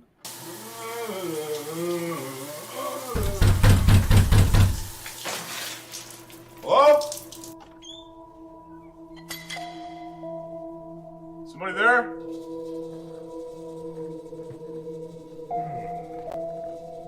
Hey. Who are you? Harvest? Yes, this symbol is on every single victim. So it's vengeance you seek. Nothing about this is fine! People don't just randomly kill. There has to be a pattern here. I screwed up big time! I can't find an answer about the scissor slasher, and I can't find an answer about what I am. That was not my task. I trust you. This is terrifying. But fun? Surprise. Okay, so maybe I embellished a thing or two on immortality. With love as well as with magic. There is always a price.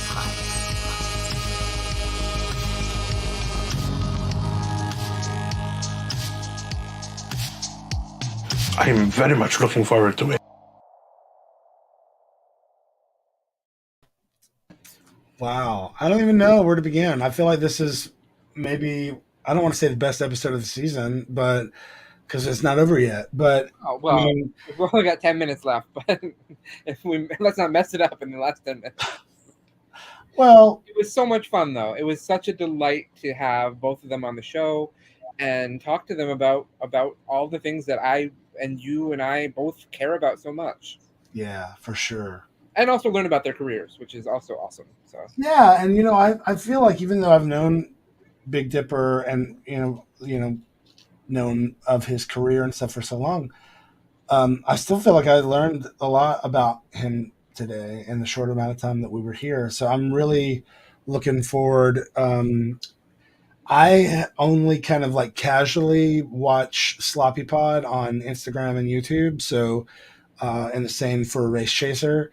So I kind of now want to just go back and like start it over, and listen, because it is really funny and it does get, super sexual, obviously, but you've got a lot of episodes to catch up on then, because it's 2 episodes a week for 4 years. So. Well, I would probably first and foremost start with the interview episodes, but I don't know, maybe not. Maybe just start with just the other ones, because the chemistry the two of them have is really, really great. It's like podcast host goals, they really riff off of each other. They know when to talk, when not to, when to cut in, when not to, all that kind of stuff. And it's also very well edited. Obviously they have a team that they've done well enough to be able to do that. And that was also really refreshing to hear that they are still very DIY, but they're able to employ people that they love and that they're, hashtag goals. Yeah, it was really, really nice. So, we'll get there someday. I just, and I can't help but try to cast everybody in something. I forgot to do it with Big Dipper, but I already had in mind that Big Dipper would actually be great as a villain on Demon Doctor, because I don't think anybody would expect him to do something like super dark and like evil. Everything he does is kind of like fun and happy, but also campy. And super dark and evil and campy. Yeah, because that's what Demon Doctor is. So.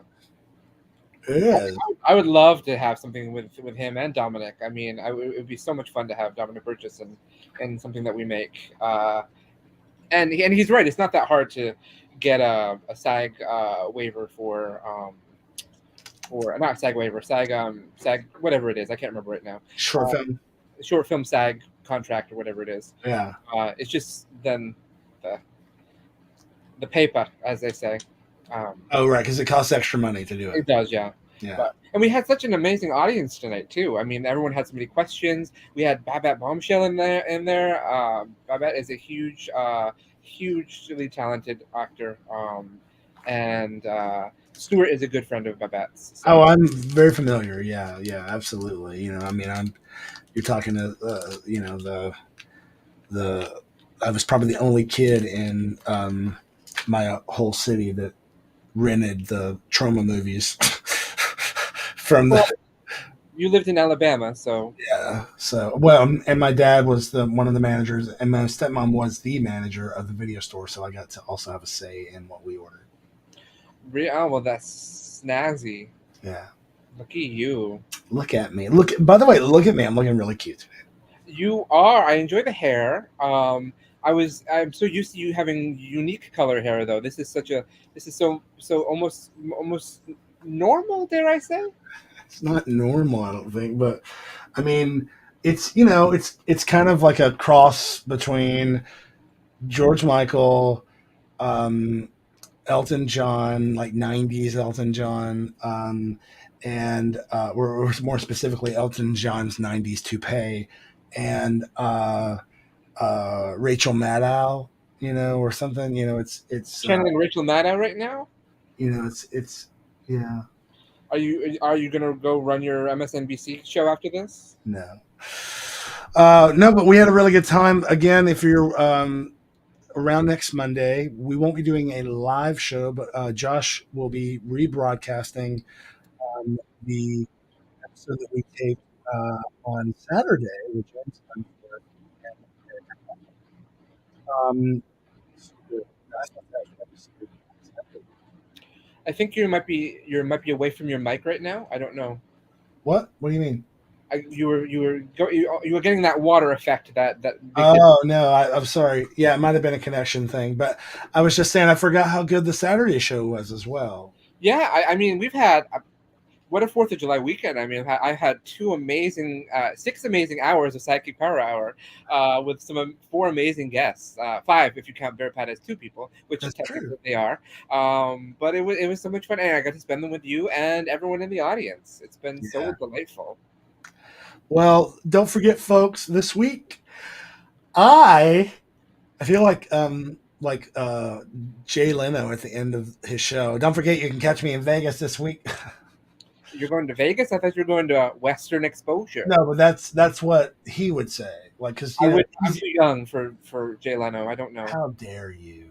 How dare you? No, I'll be in Palm Springs this weekend, more specifically Cathedral City, with our future guest, Chris Grace, our prior guest, Joseph Sless, probably future guest, West Cub, Alan Massa, maybe Celine. I don't know much about Celine. I'm really excited to hear their comedy.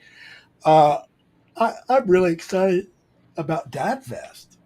I know I'm yawning while I'm saying it. I'm so excited. I'm really excited about this. I'm really excited for Dad Fest. You sound like you were going to say Chris Gaines instead of Chris Grace. Isn't that the name of what's his of the alternate ego of Garth Brooks' alter ego? Yeah, right. And he performed on Saturday Night Live, and it was a whole thing. Yeah, it was rough. And Garth Brooks has made headlines in Texas recently. Well, he's making headlines everywhere because he's standing up for what's right and what's basic human rights, and saying, if you're not cool, if you can't love everybody and accept everybody, then you probably shouldn't be drinking in my bar. That's pretty awesome that he feels that way. Yeah, well, and I may be wrong. Somebody can Google this for me because I don't want to take my hands away from and focus on this right now. But I'm pretty sure that his sister is gay, and I think maybe even played in his band for a long time. I think country music gets a bad rap sometimes for being extremely conservative, and I don't think that's entirely true. I think there are plenty of outspoken liberal there are, but it definitely earned its bad rap about the way that it's been kind of like exclusionary from. I mean, there's a lot of openly gay people in Nashville now who will tell you point blank, like, and there been no way I'd have said this like 5-10 years ago or whatever. Even it is definitely it's probably worse for people of color. I mean, it is traditionally very straight white male, conservative Christian. Am I making this up in my head that Lil Nas X used to be a country star? No, you're not making it up. Lil Nas X had a huge success with a country-ish song called "Old Town Road" that featured Billy Ray Cyrus, and it was made Lil Nas X a superstar. Well, it didn't make him a superstar. It shone a light on his superstar because he was already clearly very talented. He's very smart. And one of the people that has also, like you, inspired me to be more authentic and more openly, bravely queer. And look who else is in the comments, Nakia. Oh, it's Ashley Monique Menard. Yeah, and she agrees with me. That album was country. I guess I'm not so terrible at these things all the time as I thought I was. See. All right. Well, what a great show tonight. we are super grateful to everybody for being here. Yes, thank you. Please don't forget that if you you want to help do what we do, you're literally hearing tonight one of the most prolific character actors in Hollywood right now talk about how still unusual it is for fat people, people of size, to be accepted, to be even considered in the process of things. It's still a really bad problem in Hollywood because it's a bad problem everywhere. But SideKick Productions is doing our part to lead the way in making sure that fat people are front and center. And not just because we take up that space, but because we're here, and we're talented. I'm super proud of the work we do. And if you can help us, go to patreon.com/SideKick Productions, sign up to join the Chroniverse. You could join at the $3 level, the what is it, 10 and 20? 3, 5, 20, and if you really want to help us, 100. So yes, we would really appreciate it. You can also purchase a shirt over at sidekicksupermarket.com. That includes the Art of Blowing It shirt that Joshua is wearing right now. It also includes SideKick Power Hour shirts now. So please, again, that all helps. And then you could always just make a donation at Venmo, Cash App, or PayPal. We really appreciate it. It really does help.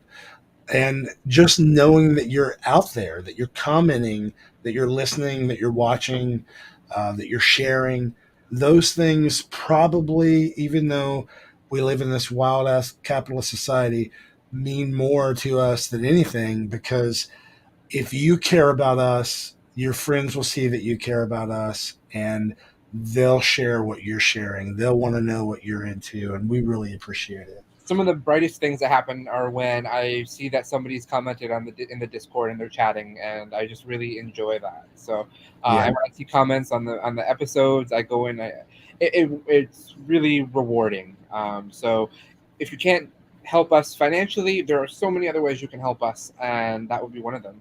Also, we did talk about a little bit about John and Bearwell Magazine, and so don't forget that you can also vote for Nakia and me right now, because we are both right for the first ever Bearwell Magazine Awards. And we did not submit to that; they chose us. They chose us. So much like Big Dick we were talking about earlier, we were selected. So. We were selected. That's right.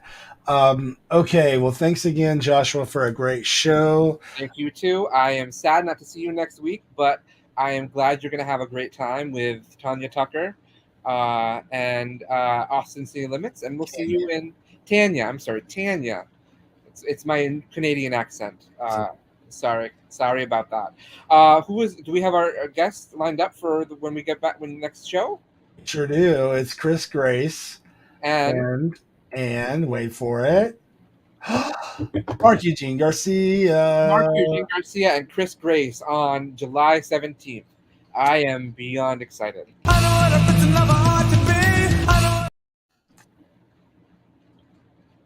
All right. Well, thanks everybody for live with me. Discord, in Patreon, on socials, anytime. Hit us up. Thanks so much. Bye.